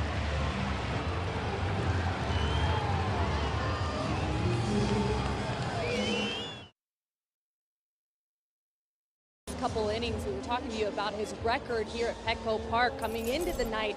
Perfect 6-0 record, and he told me one of the reasons he liked pitching out here so much, guys, was when that marine layer rolls in and there's that extra humidity. He said, I can get such a good grip on the ball. Now, granted, it is a little cooler here tonight, and I don't know that that's actually happened. It's not too humid, but in a broader perspective, Charlie said, truthfully, these first couple starts for me, I just want to get through this first month healthy. And I think that's what the entire organization is looking at when it comes to all of us right now, because again, that shortened spring training, it's a little harder to assess where we are in these first couple starts. But Bertie, I'm curious, when you're watching Charlie out here, you see him blowing on his hands before he pitches and stuff.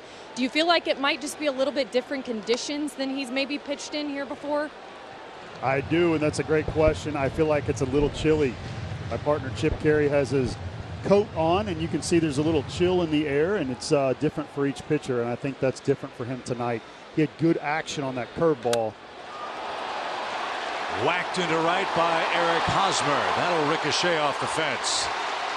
He's on his way to second with a sliding double. 2 hits for Hosmer tonight. And to finish, good action on that curveball, but he's just spiking it. Wasn't able to locate it right here. Too much of the plate. Middle. Hosmer's seen the breaking ball and hit that one better than he did in his first at-bat for sure. So San Diego threatens again. 78 pitches for Charlie Morton. With that in mind, there is action beginning in the Braves bullpen. Bullpen stacked up in left center field to the left of the hitter's background here at Petco. And Will Myers will be the next hitter. He's 1 for 2 with an RBI.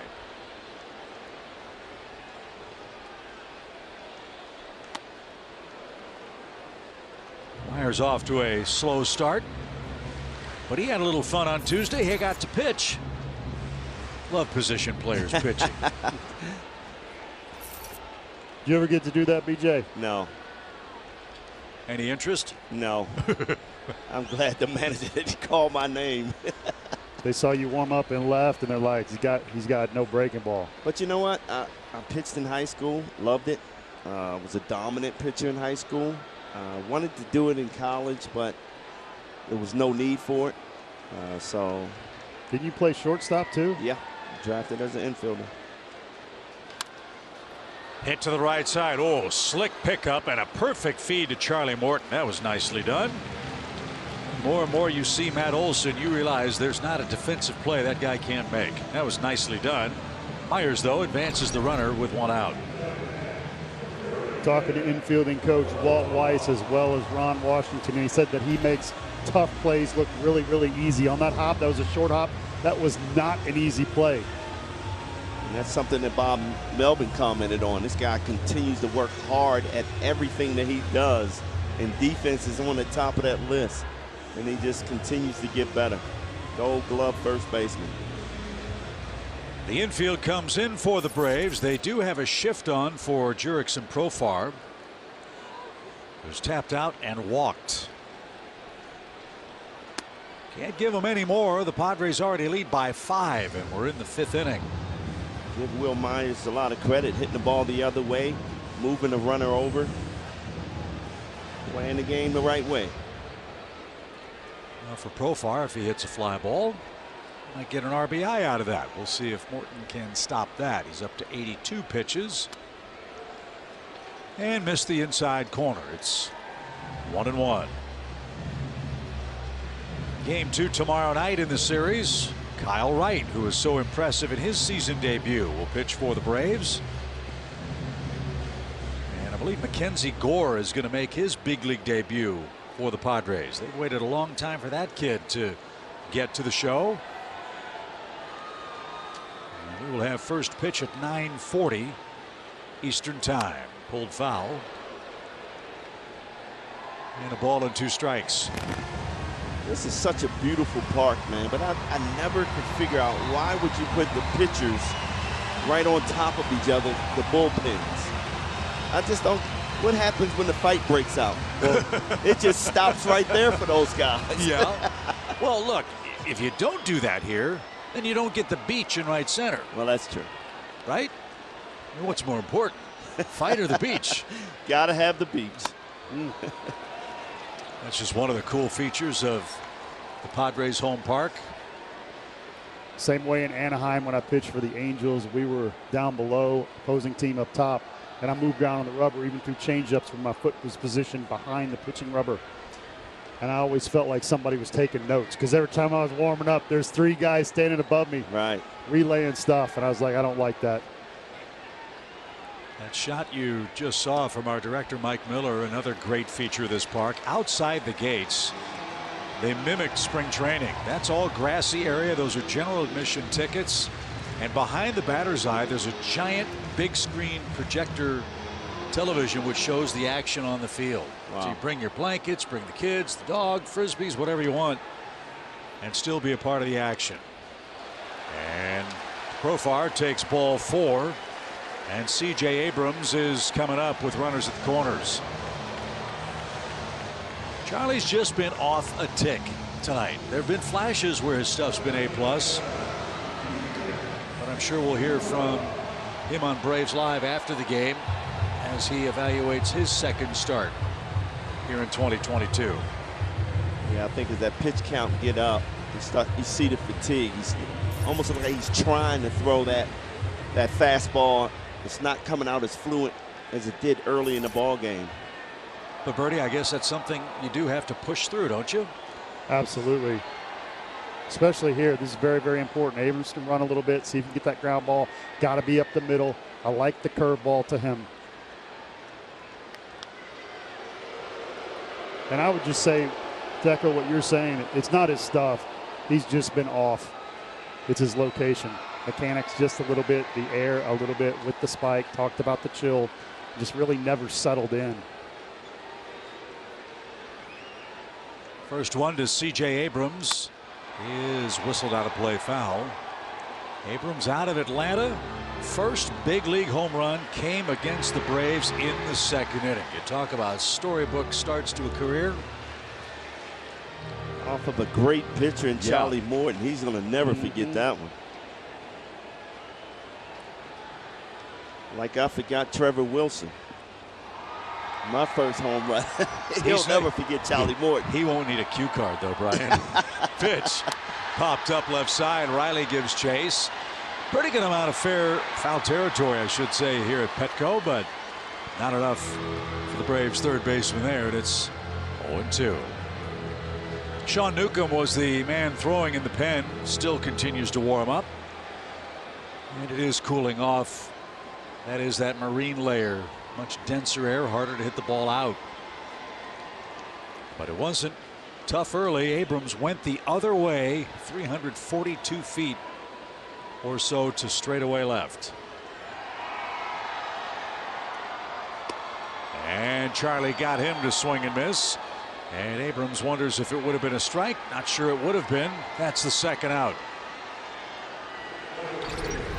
This is why I like curveball to him. You see a rookie who's come up, you don't see these kinds of breaking balls in AA, AAA. You do see velocity, but there's a different level of big league pitchers. They have the ability to not just go hard, but spin it. I would guess this would be Charlie's last hitter. Rick Kranitz to the bullpen phone, seeing if Newcomb is ready. Grisham's had a tough night with a couple of strikeouts in 3 trips.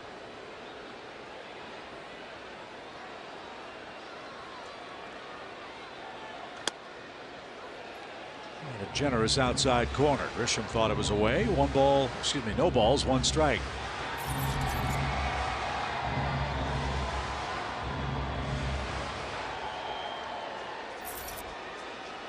Hitter's face will tell you what they think of the call. They don't have to say a word, do they, BJ? No, absolutely not. Just don't look back at the umpire when you do it. One of my favorites, just retired this year, Joe West. Don't look back, buddy, because you will pay the price. Grisham still talking it over. Be honest, y'all get away with so much more. Oh, here we go. No, absolutely not. Here we go. No balls and a strike. 1st and 3rd for the Padres. They're up 5. All their runs in the first 2 innings. No, true. You know who gets away with the most? The catchers. Catchers can look, say whatever they want. They have the best relationships with the umpires all the time. But you're right, BJ, on certain umps, you've got to be careful. And it's always the pronoun that gets you in trouble. It's not the other stuff, right? That's right. Yep.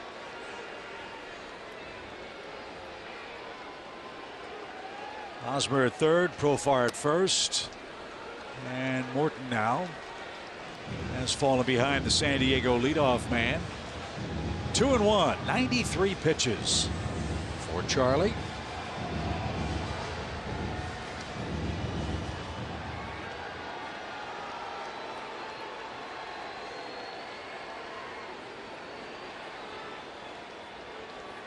Do not give in.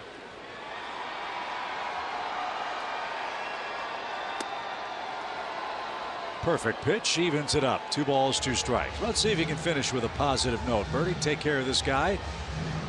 I like it right there. 2-1 hook.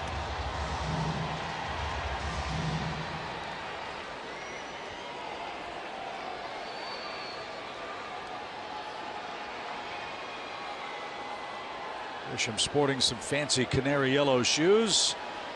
Runner at first goes, and the pitch hit a mile high into shallow right center. Rosario's coming on, says he has it, and he does. And Charlie Morton, with 94 pitches, is through 5 innings in his 2nd start. It's 5-0 San Diego in Game 1. It's at Homer on the road. 300 servicemen here at Petco Park unfurled the giant American flag while the national anthem was sung. Big flyover, a couple of F-35 fighter jets. Capacity crowd at Petco Park, both teams lining the 1st and 3rd base lines respectively, and a beautiful night in a beautiful stadium. It is great to be here as we join you for the 6th inning. Paul Bird, Brian Jordan, Kelly Kroll, Chip Carey. It's 5-0 San Diego as Dansby Swanson leads things off. I would love to see Dansby keep his hands inside and drive the ball the other way, because when he does that, man, that's when I know he's getting hot. Tough luck for him last time with 2 on, nobody out. Hit a ball right up the middle, barreled it, but hit it right to Cronenworth, who had an easy start to a double play. It was the first of 2 scoring chances the Braves had. Then in the 4th, a leadoff double. Nothing came of that. Musgrove has set down 6 in a row. As he's on a nice roll for San Diego. He's allowed just 3 Atlanta hits. This is on the heels of a tough day offensively yesterday against Washington at home. Braves had 3 hits in that game.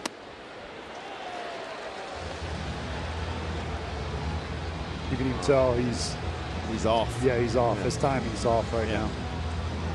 And that's why I say you have to figure out how can I let that ball get deep, trust my hands, and just look the other way? Because once you do that, everything else slows down for you. Right now, everything is fast motion. And it piles up on you, doesn't it? It does. It does. You can see that take right there. He's dropping down. You know, you're losing all that power. It's not trusting your hands. So an even count from Musgrove for Dansby. And he fouls it away at the plate to stay alive. You say trust your hands. For the casual fan, what does that mean? It means you're not afraid to allow the ball to get deep. You know, a lot of times when you don't trust your hands, you want to get them going too quick. But if you do, and Austin Riley is a perfect example of trusting his hands, allowing the ball to get deep, and we saw him just continue to grow, driving the ball the other way, especially with runners in scoring position. And it's so important to do. You have to do that to be a very successful hitter. And is there anything that can replicate that? I mean, I guess BP, but that's not the same as live action, right? No, I mean, you know how to get ready. And I always say, look, I get in the cage, it's all about quality control. I'm not going to swing, swing, swing. I'm worried about how can I drive the ball the other way. And every ball I hit in the cage, driving the ball the other way. So the more reps you do, you take it to the game. Pulled off that pitch, and Dansby strikes out for the first time tonight. That's number 4 for Musgrove. And one away in the 6th inning. Back to the top we go.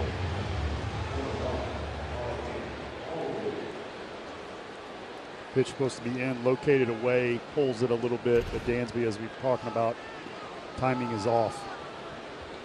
7 up, 7 down for Musgrove. Ozzie the hitter, he's 0 for 2. Pretty good ratio, 75 pitches, 53 strikes thrown.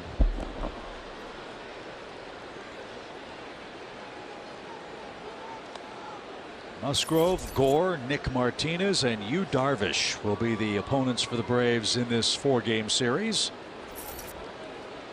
Kyle Wright tomorrow night, Ian Anderson Saturday. No guarantees, but Yu Darvish a little bit off right now with his timing.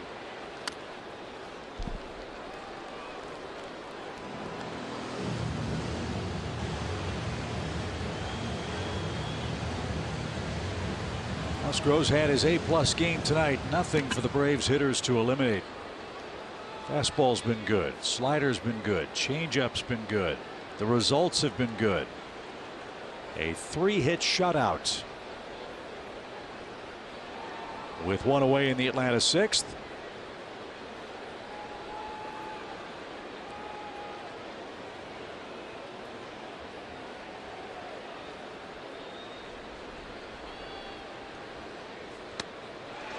Ozzie Albies flails and is struck out. Musgrove has now struck out 4 of the last 5 Atlanta hitters. They're swinging at the invisible ball right now.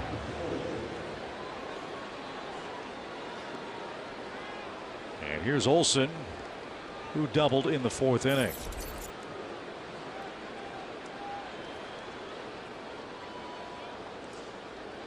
Just amazing as a hitter right now for the Braves. You got to be aggressive. I mean, he's throwing strikes. He's putting the ball around the plate.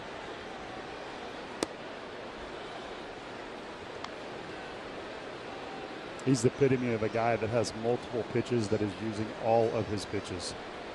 So when you see that, BJ, what do you do? Again, you got to stay up the middle the other way because you got to let the ball travel.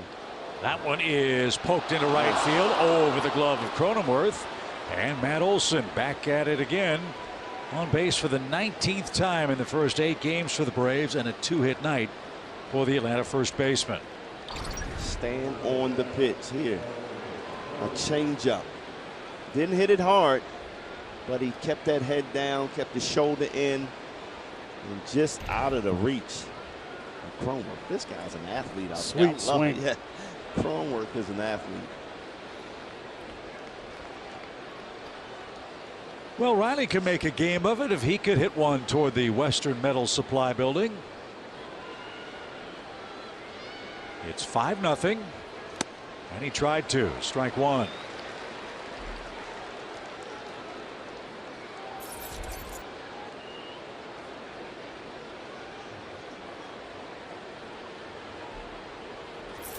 Austin's lined out and grounded out in tonight's game.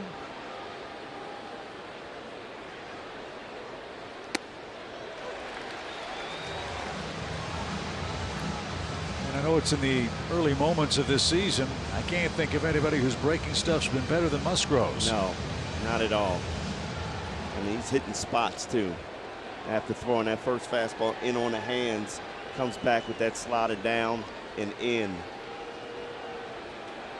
So Riley has to protect with 2 strikes. All right side's open if he can shoot one that way. The pitch. He couldn't check his swing, and Musgrove struck out the side with an Olsen single sandwiched between. Home 6th coming up.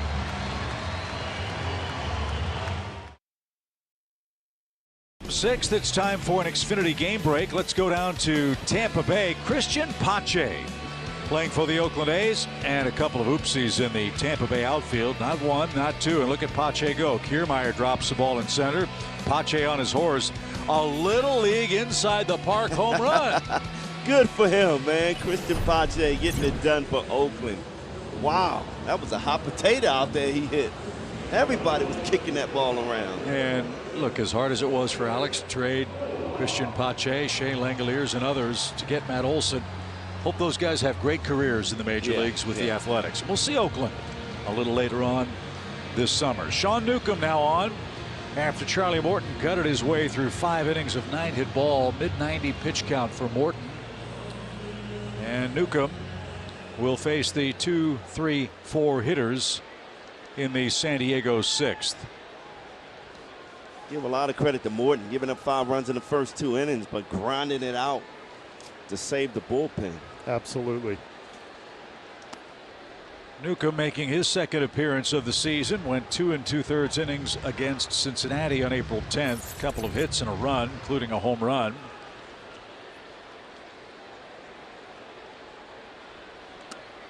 And that's the other feature of this Braves bullpen that I think has Brian Snitker so excited, especially in the early going. A lot of multi-inning arms. And you know that Snit would like to see at least a couple out of Newcomb tonight. Multi-inning arms and multiple closers. So great stuff down in that pen, and some young guys like Spencer Strider with electric fastballs. How about the pickup of Stevens coming in and getting a 3-inning save? Man, that was huge. Well, the Braves bullpen has been very good. Most strikeouts among a relief corps in the National League. Strider is 2nd. And this is, which you always watch with Sean Newcomb. He's got the stuff, but he's got to throw strikes, and he couldn't as he walks Nola to lead off inning number 6. Yeah, you can't afford to walk the leadoff guy coming out of the bullpen. And it just continues to be frustrating with Sean Newcomb. I mean, like Chip said, he has the stuff. You're just waiting for him to return to that form where he almost threw that no-hitter to LA Dodgers 3 years back. Now he's got to face Manny Machado, who is 3 for 3, 2 runs and a stolen base.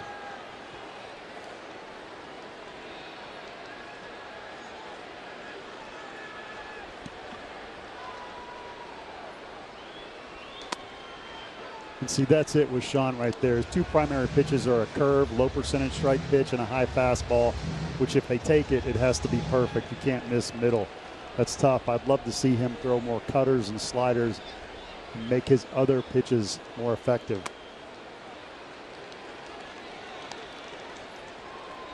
Looked like he painted the corner again. High fastball. Didn't get the call there.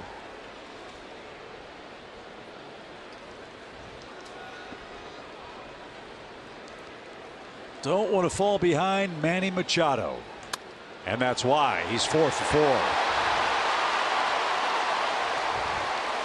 Have yourself a home opener, Manny Machado. 4 singles. And Newcomb's in the soup. 2 on, nobody out. You know, that's why he's such a great hitter. I mean, he knows this early in the season. Hey, I want to settle in. I want to make sure I keep my hands inside the ball. And once I start lining the ball the other way, everything else is going to come. What is that? Is that approach? Is that hand-eye coordination? Why is he so successful at doing that? It's hand-eye coordination, and it's going up there with a plan. And his plan is, I'm looking right field the whole time. And you know what? You throw me that fastball, boom, I'm going to go right there. And he's shown that every at-bat. An old coach once said, you know, that's not foul territory the other way. There's a lot of hits over there. Machado's got a bunch of them tonight. As Jake Cronenworth hits and takes a strike. But he's such a pro. He knows once I start getting that down pat, which is the hardest thing to do, to get my hands in and go the other way, when it's time to hit the bombs, it's coming.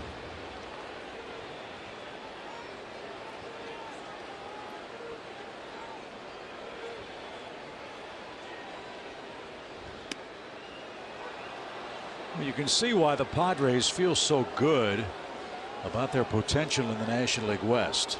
You get Tatis back. You've got Machado, Cronenworth, Hosmer. Good outfield, good pitching staff. I mean, they are all in 2022. And with expanded playoffs, they could, if not win the division, win a playoff spot. Their biggest problem is they got to stay healthy. Yeah. You know, that pitching staff, they went out and spent a lot of money last year, but a lot of those guys got injured. You know, all those guys come back this year healthy.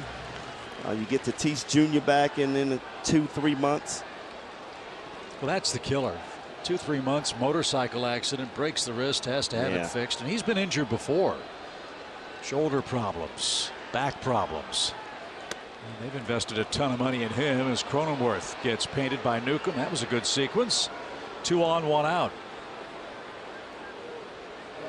The Braves won't give the Padres any sympathy when it comes to injuries because they suffered through a billion of them, it seemed, last year and ended up winning the series. 95 miles an hour on the block, not too shabby. So Voit, the hitter, the Padres DH, has struck out. He's doubled home a run and he's hit into a double play.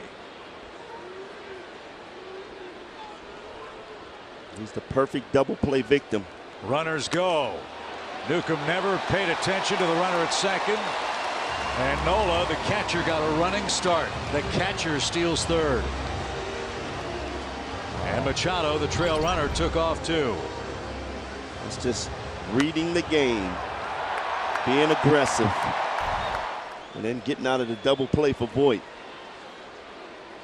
That means the infield has to come in again. Still a manageable game. And Voit almost got nailed. Braves have hit 2 batters, Nola and Cronenworth. Charlie Morton plunked him in the first inning.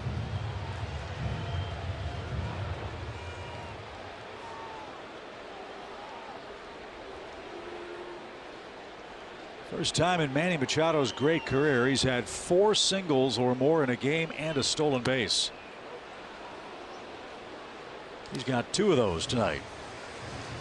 Paul, let me ask you the question. Why is it so hard? You look at a Sean Newcomb who has the right stuff. Why is it hard for him to find that consistency? Well, I like that pitch right there, which was an 89 mile an hour cutter. I think when you're a 2-pitch pitcher, you have to be perfect. Little flare, infield in. That's going to cost the Braves at least 1. Here comes Machado around. He's going to score. Voit, a 3 RBI game. So the stolen base and a bloop cost Newcomb 2 more runs, and the Padres are running away. It's 7-0.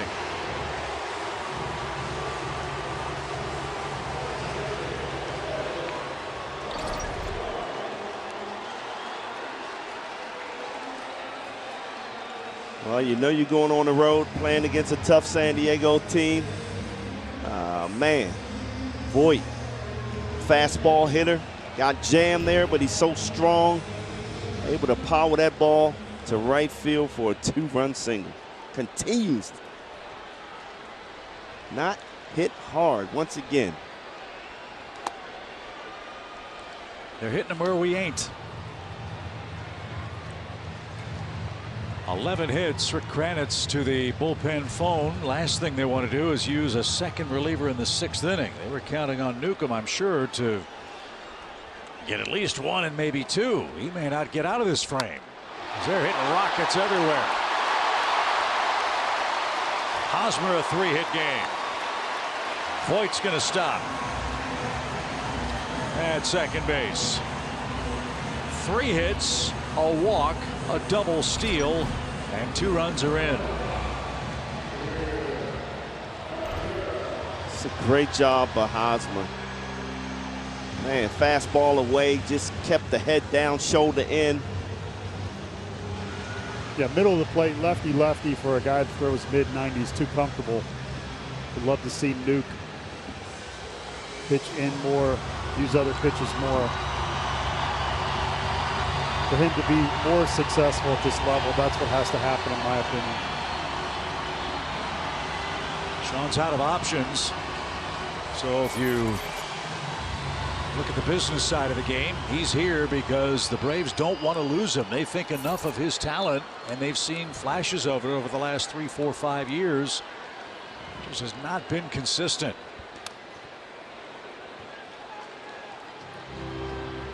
So he gets ahead of Will Myers, who's 1 for 3 in the game and an RBI.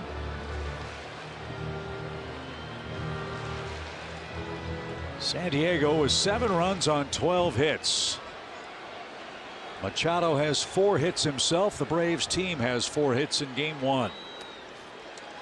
Chip, you talked about this team struggling with runners in scoring position. 4 for 13 tonight. They've picked it up.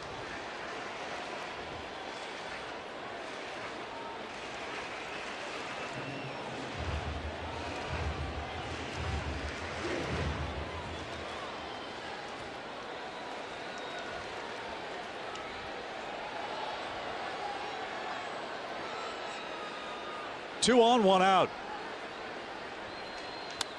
Popped him up. That'll be an infield fly. Olsen will handle that.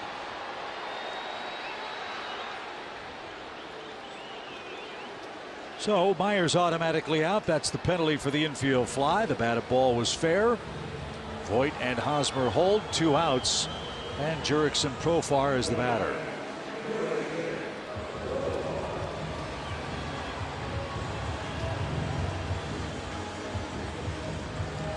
Profar will turn around and bat right-handed. He's a switch hitter. He's 0 for 1 with a couple of walks. Something else the Braves have to clean up a bit. The 7, 8, 9 hitters have done a lot of damage against the Braves pitching staff in the first 7, now 8 games.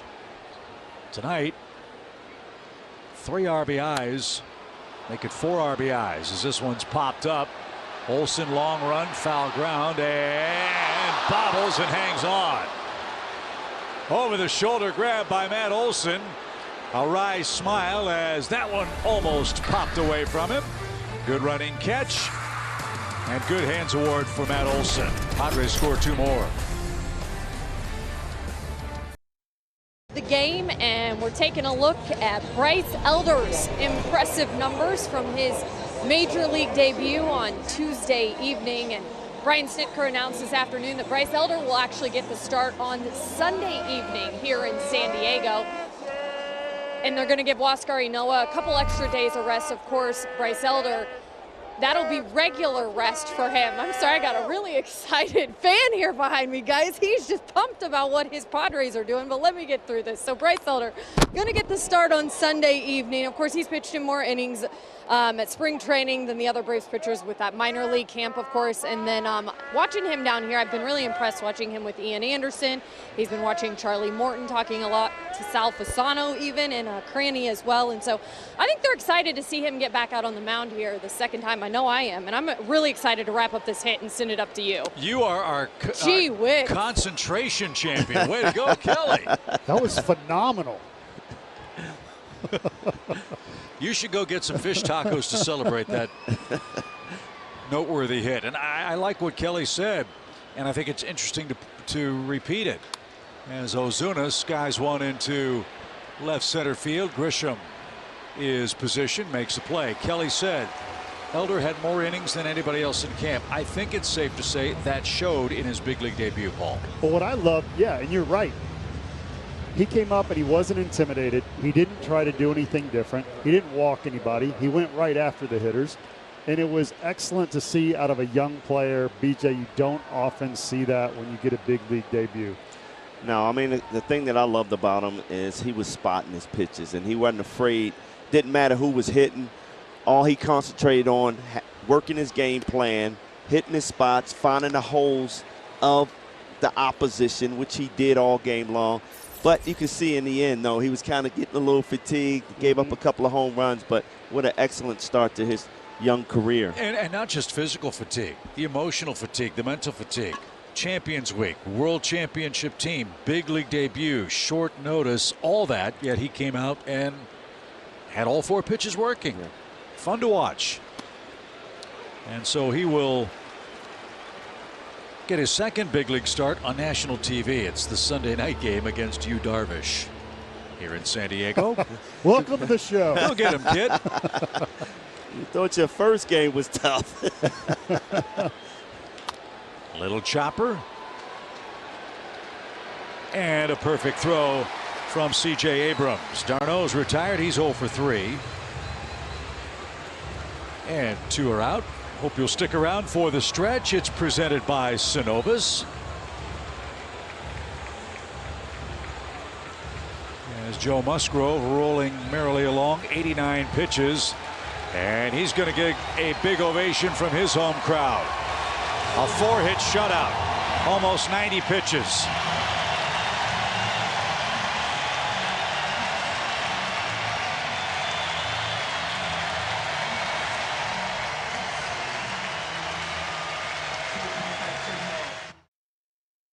Six and 2/3 innings. We'll see if the Braves can complete a comeback against the Padres bullpen. Before they try that, here's a quick message from Marietta Toyota.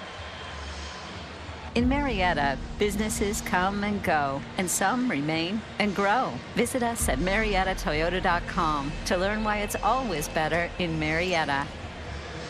This is Tim Hill making his 3rd appearance of the season. Good fastball, 89 to 94, but he throws sidearm, very effective against lefties. That fastball, hitters hit 200 against it.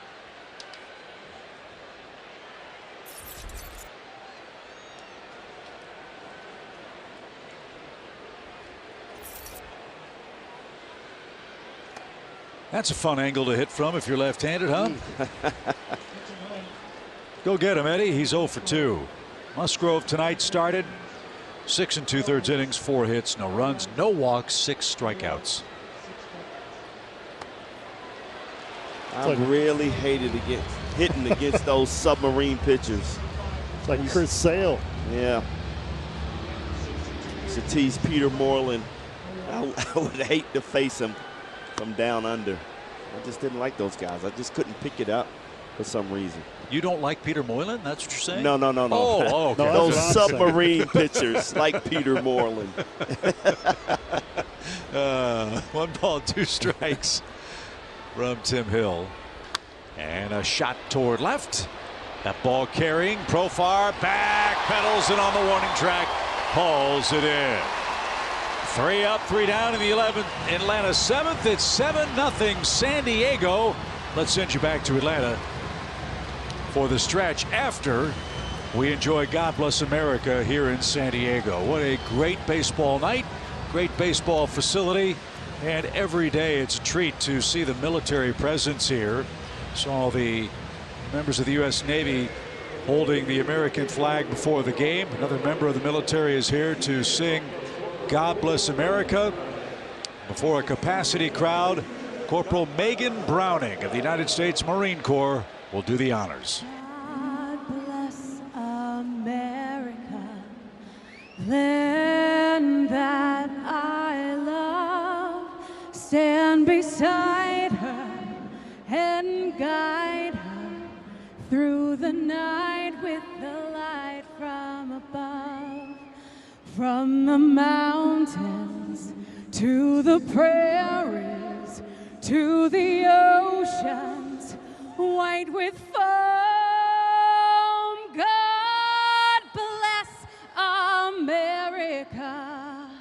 my home sweet home.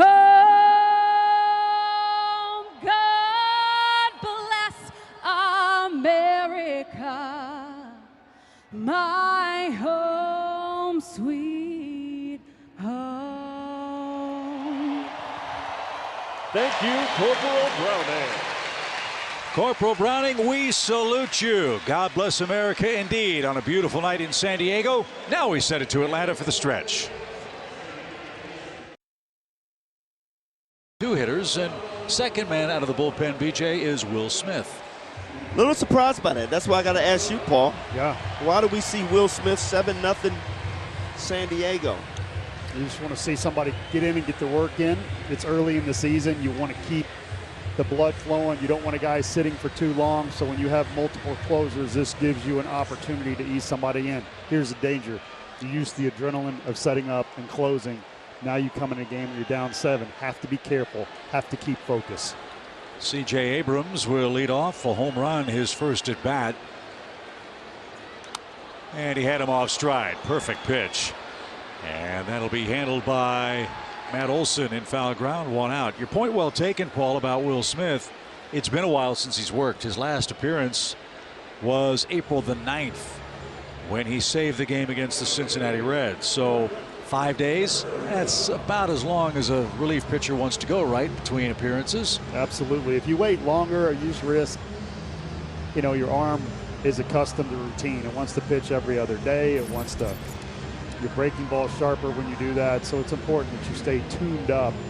And yeah, 5 days, you don't want any more than that. So why, I hear what you're just saying right there, but with a shortened spring training, I would think you would want to put them in more than, having a 5-day break with a shortened spring training.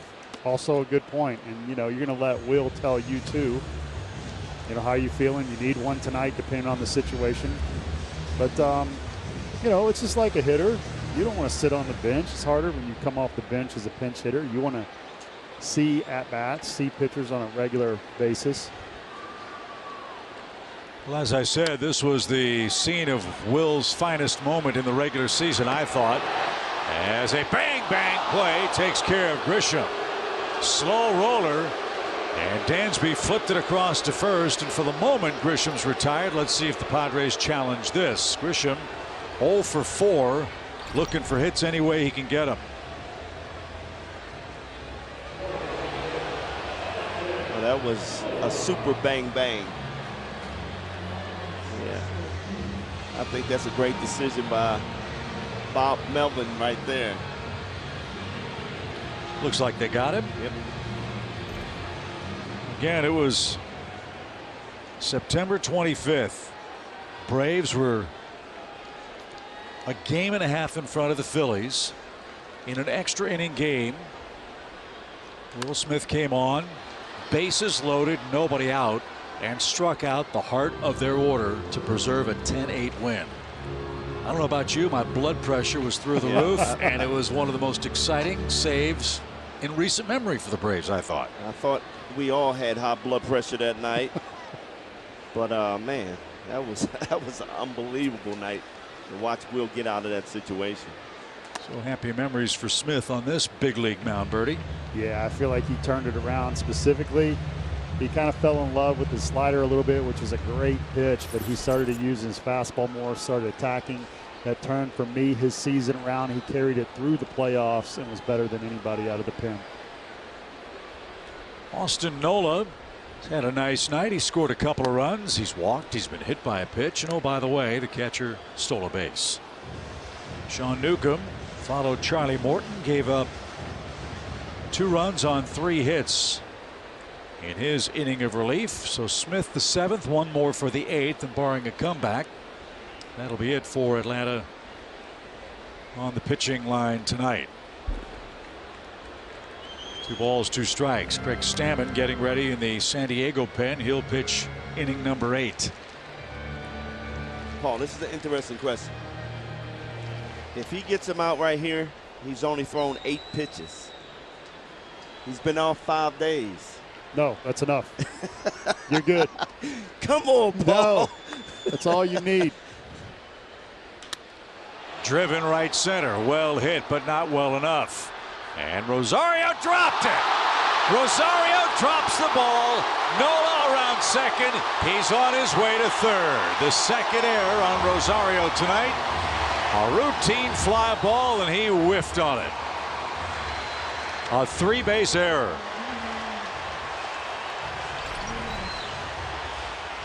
Wow. You know,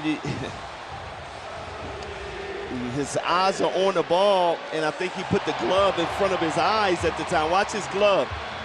Well, he played it off to the side. You got to get behind that ball. You can't play it off to the side. And, man, that just sums up the start of his season. You know, sometimes you don't want to say you take your hitting to the outfield, but, wow, he's struggling at the plate, and now you make a play that way. That should not happen.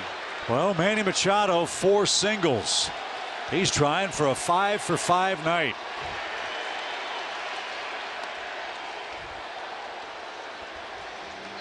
And what does that do for a pitcher's psyche? That's your 8th pitch. You're about to get out of the inning, and all of a sudden you see an error by your outfielder. Good attitude. This is a chance to pick up your teammate. And you turn, try to give him another fly ball. If it's an infielder, you tell him you're giving him another ground ball. And you have a good attitude about it. You don't show up your fielder. Because I don't want anybody showing me up when I give up the homer. You know what? But after so you just good attitude, good body language, and you jump up on the mound, you try to pick up your teammate. But after watching that error, you look in the batter's box, you got to face Machado. Yeah. Wow. Was looking for his first career 5-hit game.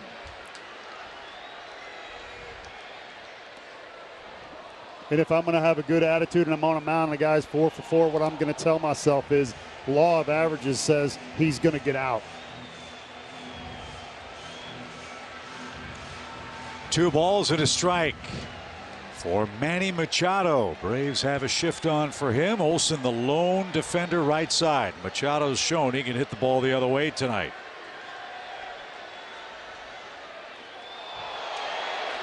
Great job by d'Arnaud. That ball was in the dirt. Smith's not giving him much to hit. You know what I'm saying? If I'm Will Smith, I got Hosmer on deck, lefty on lefty. I'm not taking the chance of throwing a strike to Machado here.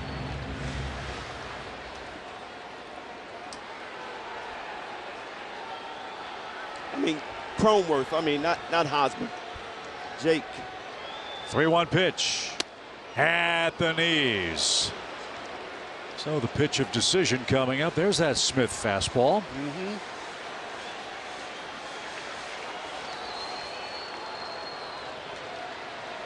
Fastball in. I like it.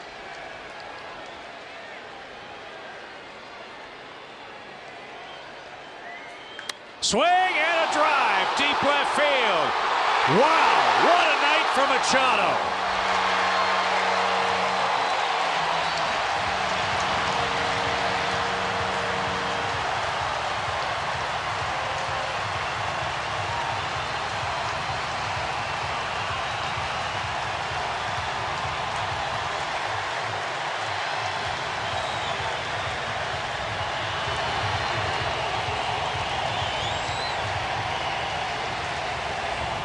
That right there, Paul Berg, is why you don't take that chance on Machado. He is just such a great hitter. That was a good pitch. That was a down and in, but Machado, you're too close. If you're going to throw that pitch, you got to bounce it. Yeah, he changed. He went to the curve instead of the fastball in. I like Heater in to tie him up a little bit. When you throw him something slow down and into a righty, which he tracks so well, it gives him the option to get extended because it's a slower pitch. He can hit it out in front, and he is on fire right now. San Diego wants a curtain call. And Machado to the top step. A 5-for-5 night. The 2-run homer after the E9, both runs unearned, but they count. It's a 9-0 San Diego game and a rough night for the Braves in game 1.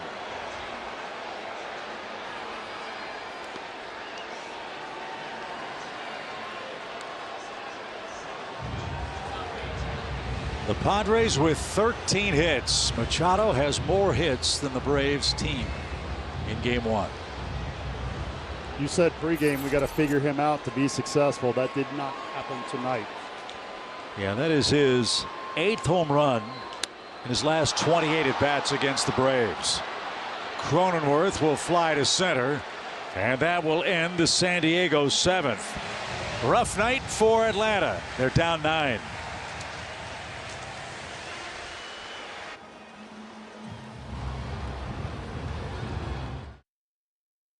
They're squaring off in this 4-game series. Austin Riley of the Braves, Manny Machado of the Padres has flexed his muscles tonight.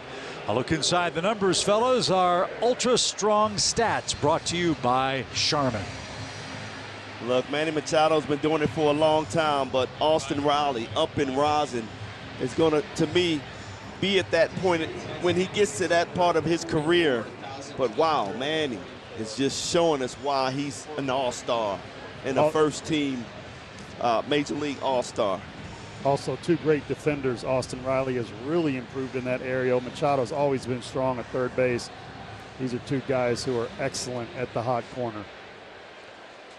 So 44,844 are delirious in San Diego tonight as Adam Duvall versus Craig Stammen in the 8th inning.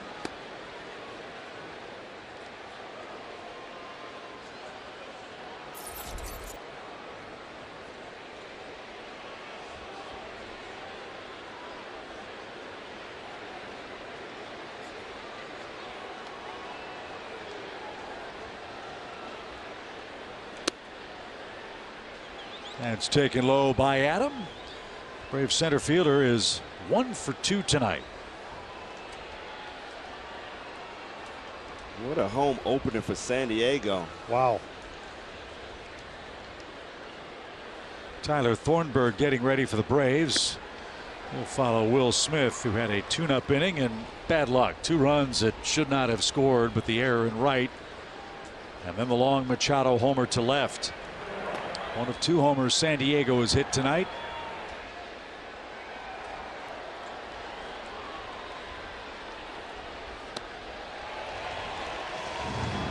Charlie Morton started for the Braves. 5 innings, 5 runs, 9 hits. Didn't look comfortable in the first 2 innings. That's when all 5 runs scored. He gutted out 3 more frames. Sean Newcomb gave up 2 runs in an inning. You just saw what happened in the 7th. Joe Musgrove, the San Diego native, 6 2/3 innings of 4-hit shutout ball. Tim Hill got it out, and now Stammen starts his night with a strikeout of Adam Duvall. Alex Dickerson, the batter. First, a quick message from Zaxby's. It's the new Signature Club with bacon and cheese, remixed by Zaxby's.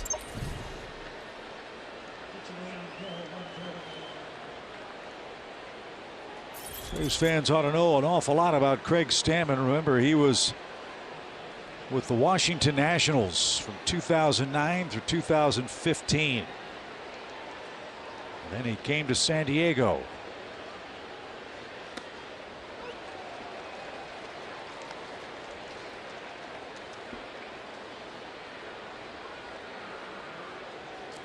And he throws a heavy sinker, 51.6% of the time.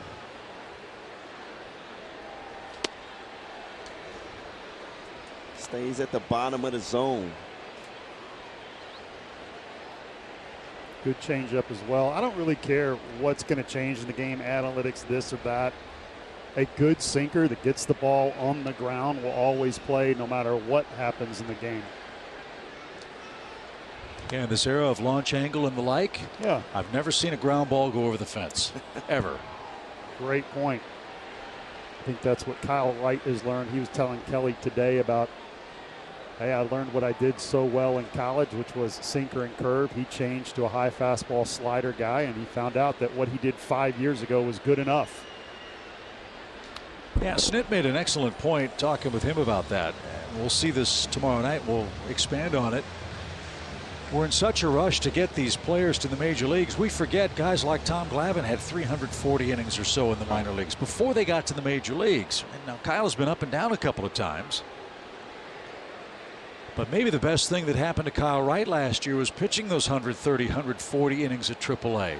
to figure out your point exactly, Paul. What is he?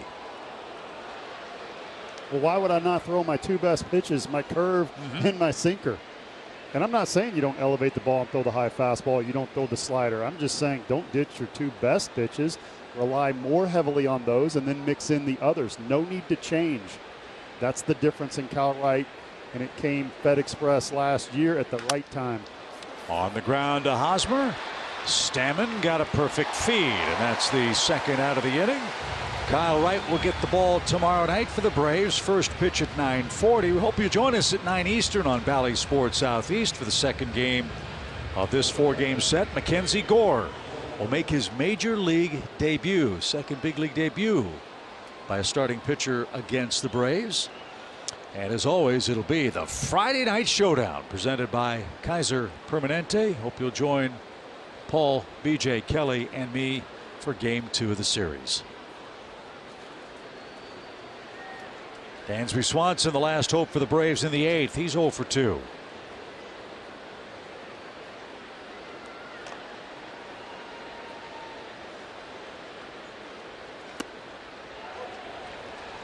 You see that take right there, Paul, how his body is leaning forward. A good take is going back and following that ball into the catcher's mitt.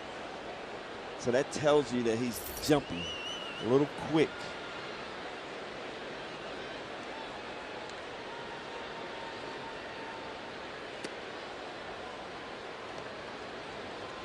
You know who does it the best? Soto. When he takes, he follows that ball right into the mitt.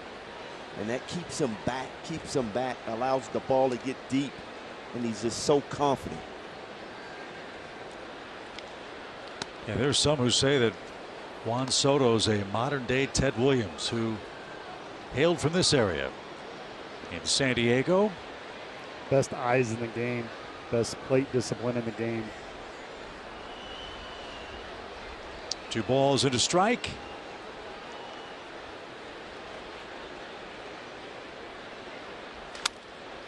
Might have broken his bat. Low throw, but the scoop at first. Cronenworth. And the Braves are out of luck in the 8th. 3 up, 3 down.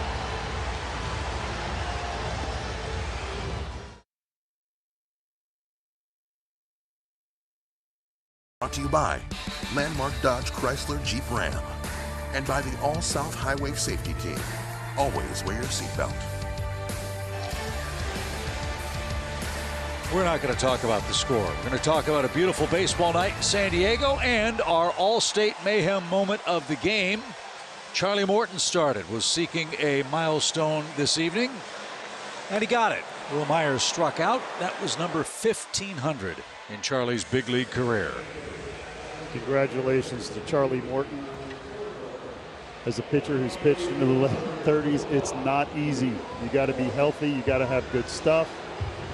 And Charlie certainly has both of those things going for him. Has had a magnificent career that's not over. There are only 19 active pitchers with 1,500 or more strikeouts. Charlie's now one of them. As we say hello to Tyler Thornburg. Tyler's going to come on and pitch the 8th inning. Voit, Hosmer, and Will Myers, the scheduled hitters for the Padres. I'll say the same thing that we said a couple of times in that Washington series. Let's let the Padres get this out of their system tonight. And hopefully a little more order in game 2 tomorrow with Kyle Wright on the mound. Steady diet of curveballs. Thornburg has a great 12-6 hammer going straight down with that marine layer. We heard Kelly talk about why not go to it right away.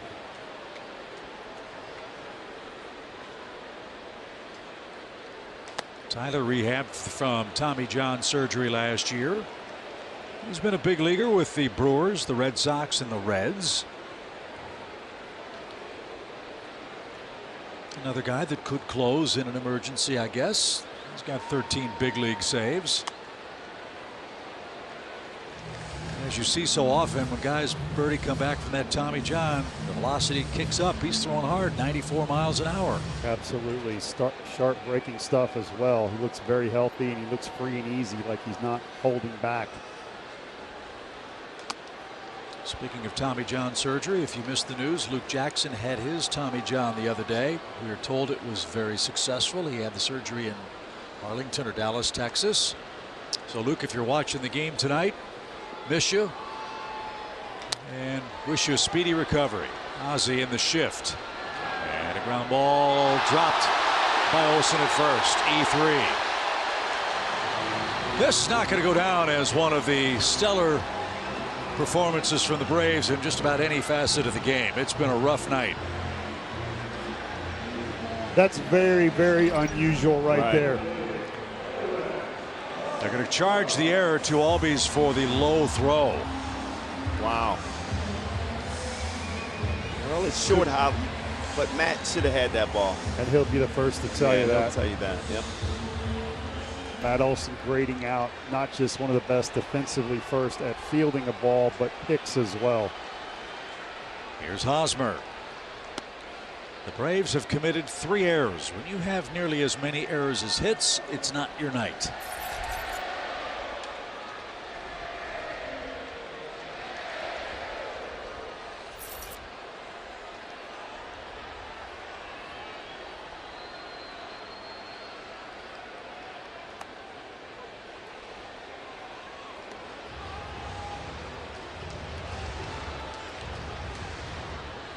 Wow, you talk about all the celebration, festivities, getting out on the road.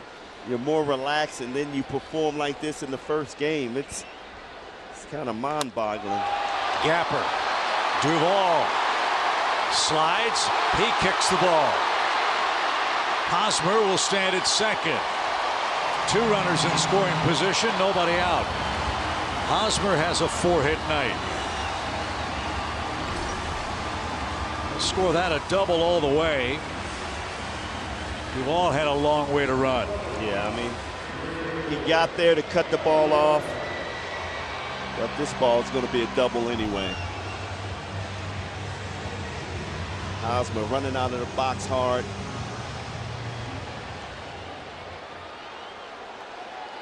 So 2 RBIs out there for Will Myers.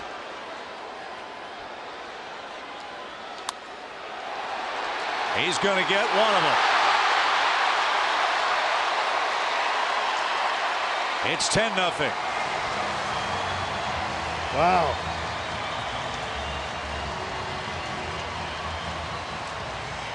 Bookend singles for Myers, 2 RBIs for him.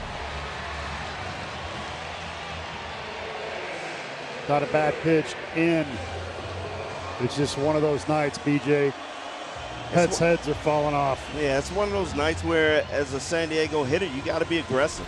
You know the pitchers don't want to fall behind at this point in the game, so you go up there looking to swing early, and you get a fastball anywhere close to the strike zone, you're taking your hacks. So it's 10-0.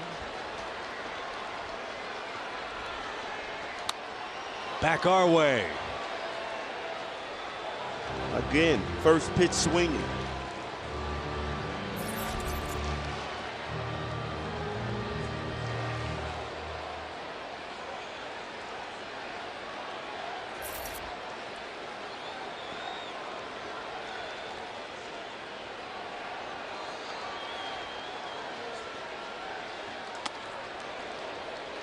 This is the kind of game where even the fish tacos are going to taste lousy if you're a Braves fan. Yikes. 10 runs on 15 hits. The Padres have left 10 on base.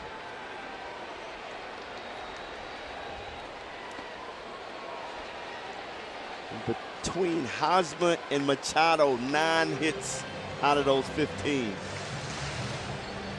I would assume that's a Ford key for tomorrow night's game. Absolutely. There was talk of Hosmer actually bat speed slowing down a little bit. I don't know that I saw that tonight. No, he was locked in, letting the ball get deep, going the other way. They were thinking about trading him in the offseason. Yep. Anthony's keeps doing what he did tonight. He's going nowhere.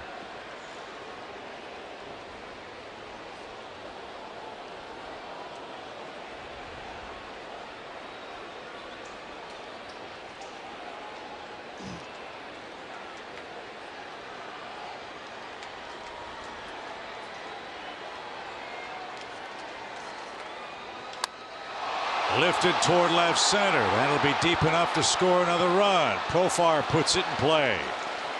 Tagging, coming home is Hosmer.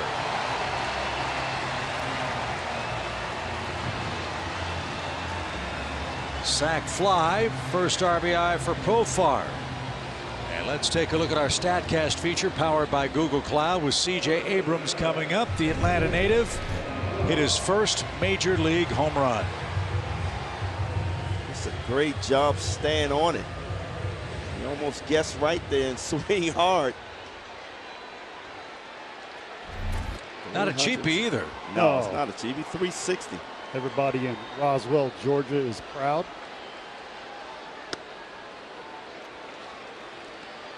So I said, facetiously, of course, Tatis who? Hey, the kid is getting the opportunity. He's taking advantage of it. Not bad for a young man. From Double-A to the big leagues out of necessity.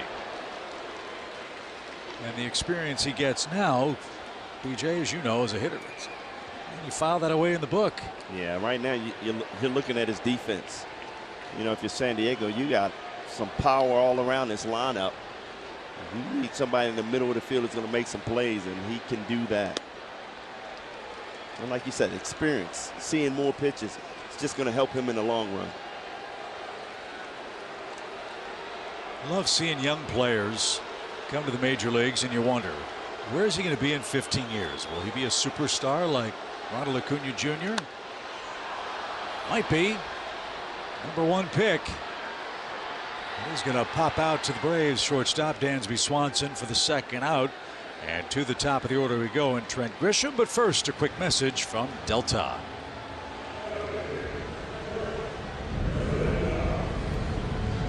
Delta, proud to be the official airline of the 2021 World Champion Atlanta Braves.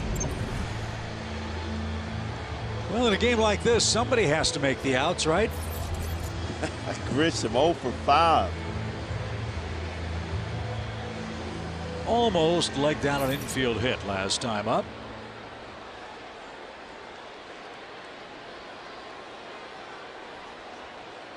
This inning began with a low throw from Ozzie, a double, a single, a sac fly later, and the Padres have added 2 more runs.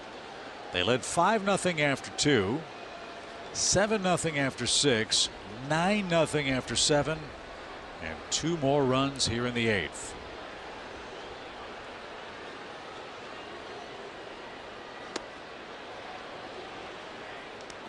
If you're Trent, you're going to be happy you got the victory, but it's going to eat you up, man. All those hits, and you're looking up there, you continue to struggle.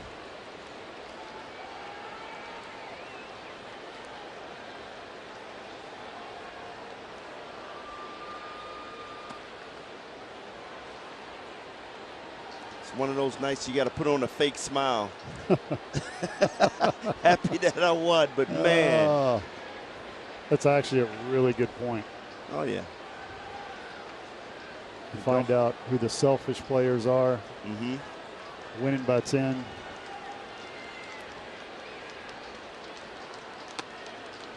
Same thing, you know, if you're losing 11-0 and you're 3 for 3 happy, you know, better keep that under wraps. Yeah.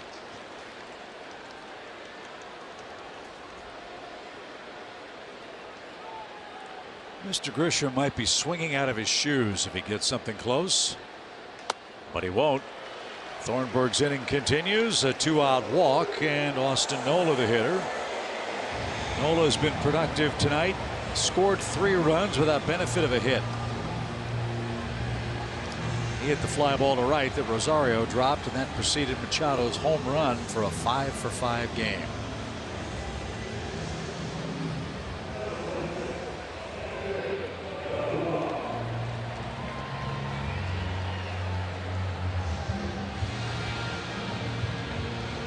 Yes, that is his brother who pitches for the Phillies, in case you were wondering. He doesn't have to look very far for an off-season throwing partner. I think when the Phillies played here last year, Aaron Nola struck him out. So he had family bragging rights, if memory serves. The pitch. That's pretty cool.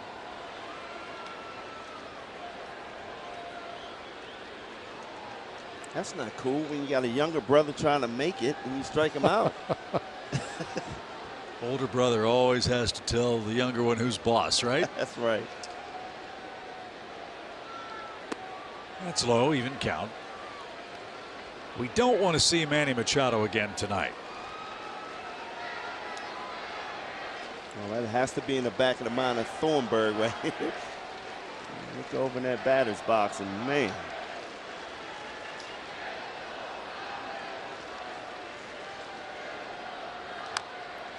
It's going to be a party in the Gaslamp District tonight.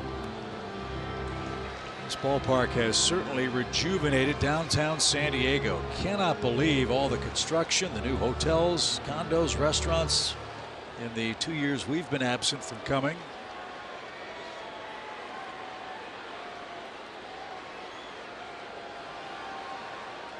One ball, two strikes. And over the netting, off to our right. You said Machado's first 5 for 5 in his career, huh? Yep. And you hitters are always so greedy. You're never satisfied. If you're 5 for 5, I want to go 6 for 6, right? Just hoping for that opportunity. I know Machado saying, get on any way you can, kid. 1-2. He did. Base hit to right. Here comes Myers around third. And Machado will have a shot at 6 for 6.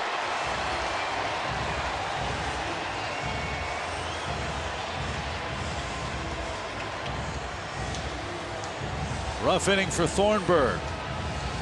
3 hits, 3 runs, and a walk. And listen to the roar for Manny Machado.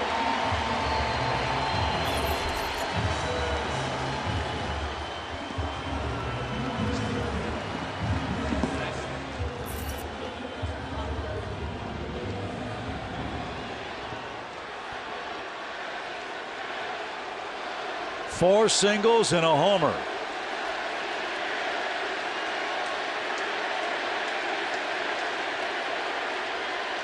Oh, hanger, and he fouled it away. Wow. Strike one. We just figured it out. He can't hit the hanger.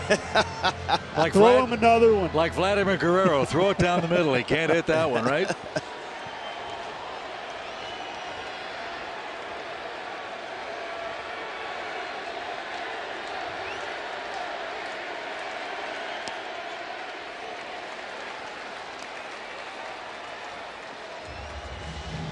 Little tight. Ooh. And Machado showed he could hit a 1-iron. That was the home run.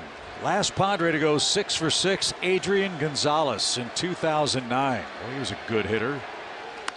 And pulled foul. Just a little eager. 1 ball, 2 strikes. Last 2 pitches, change ups. He's been out in front on that one, took the other one. BJ, do you come with the heat here? You go with the slow curveball.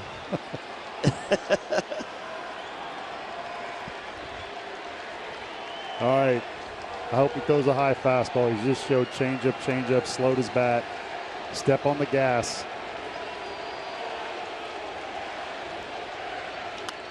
Had him off stride, little pop. It's going to carry out to Duvall and take that. Inning over, but not before San Diego scores 3 more times. We go to the 9th. What a night for Manny Machado and the Padres.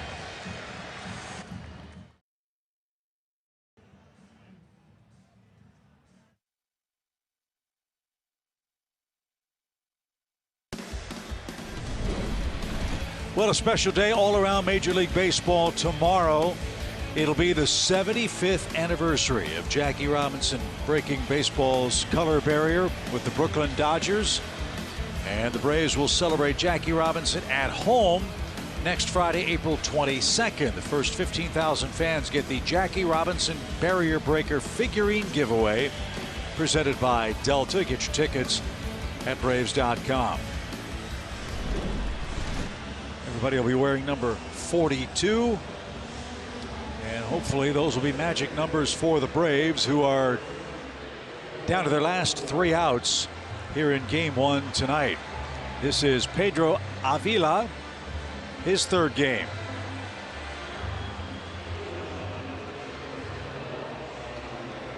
Last year spent time in San Antonio and El Paso. And made a late start against the San Francisco Giants in October. Gave up 1 run in 4 innings with 5 strikeouts.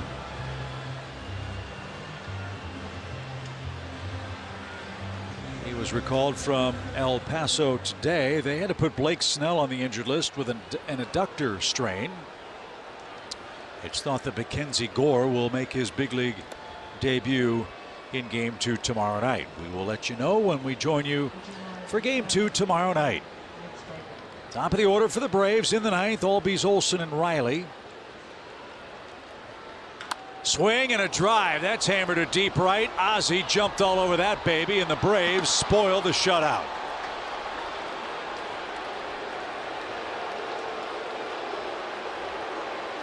Take that, Padres. 11 more, and we got it tied. That was a rocket. That was a rocket. It looked like Ozzie was looking for that fastball and was able to turn on that baby.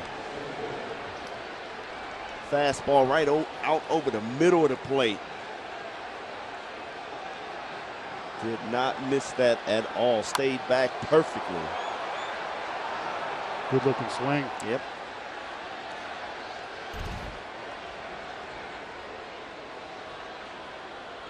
Matt Olson is 2 for 3 tonight. Braves have 5 hits, but Ozzie's spoils the party partway for the Padres. No shutout in Game 1.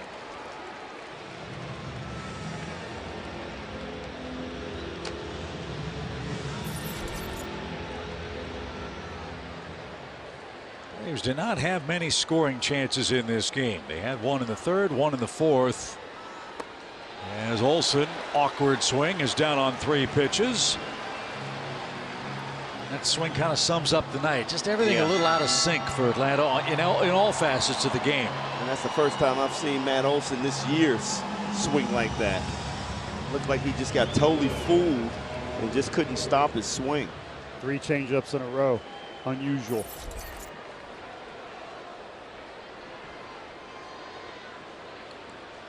Austin Riley hitless in the game, trying to keep his 2-game streak alive. Ozuna to follow. A leadoff homer in the 9th.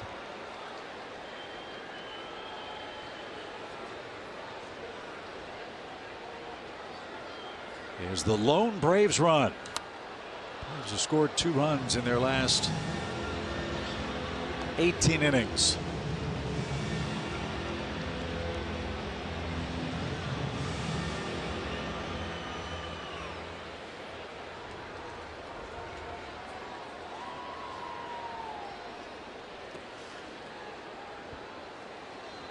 Well, I always look at the positive. It's the 9th inning. You score, you break up the shutout, you got momentum going into the next day. It always happens. You know, we could have rolled over and left it in the shutout, but Albies competed. I like it. Riley didn't get the change.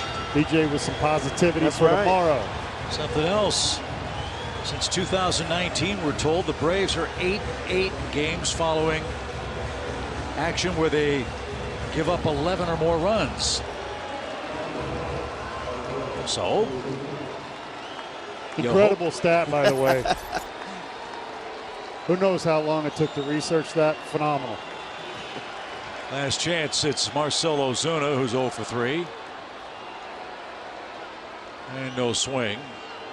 1 ball, no strikes. Joe Musgrove will pick up the win. Charlie Morton will suffer his first loss of the year. And this is one of those games you erase from the memory banks as fast as you can. And something that'll help Atlanta too. After their cross-country flight, you get back to a little more normal start time. Kind of a quick turnaround after we got to San Diego with the early start today. Tomorrow, a 6:40 local time first pitch. And that's shot into center, and Grisham will play that one safely. Ozuna has a hit. So 2 hits in the 9th inning for the Braves. There we go. And Darno coming up. 2-0 count, hitters count. Marcell aggressive. Another good sign for tomorrow. Yeah, and you hope a rookie has some jitters. Mackenzie Gore, Kyle Wright will go for Atlanta. Darno is the hitter. And up and away.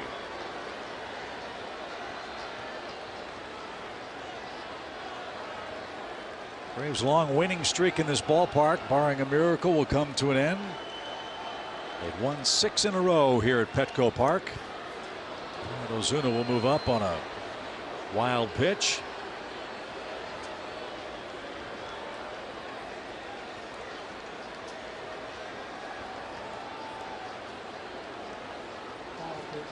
And I think be fun to watch Kyle Wright. Can he back up a very good first start against a hot-hitting San Diego team in game 2? We'll find out.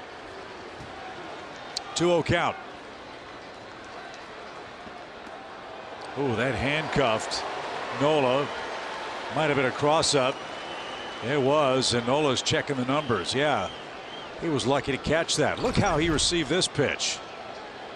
Ooh. Wow. It was a strike too. Darno saying, hey, that had to be fun. 2-1.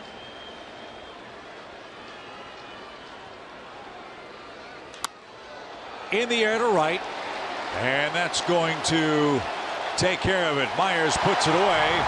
And Manny Machado and the Padres had a very impressive home opener. Machado with 5 hits, including a home run. San Diego with 12 runs and 16 hits. And guys, can't wait to put this one behind us and get set for game 2 tomorrow night. Yeah, no doubt about it. Give credit where credit is due. Musgrove threw a perfect game. I mean, he was getting ahead of the hitters. And that offense, unbelievable for San Diego. Machado, Hosmer picked that offense up after they've been struggling so far this year. No, you're absolutely right. What do I like? Well, I like that this Braves team is very good. And when they turn it around, look out. I hope that happens tomorrow. Pitchers are set up, ready to go. We got a guy making his major league debut. Maybe some good things can happen there. Yeah, clean it up for game 2 and see what happens against the San Diego Padres. San Diego 12, Atlanta 1. Ozzie Albies home run, a bright spot. And we hope for more of those tomorrow night beginning at 9 o'clock with Braves Live on Bally Sports Southeast. For Kelly Kroll, for BJ, for Paul Bird, I'm Chip Carey. Thank you for joining us. Stick around. Braves Live, presented by Xfinity, is coming up next. We will see you tomorrow night.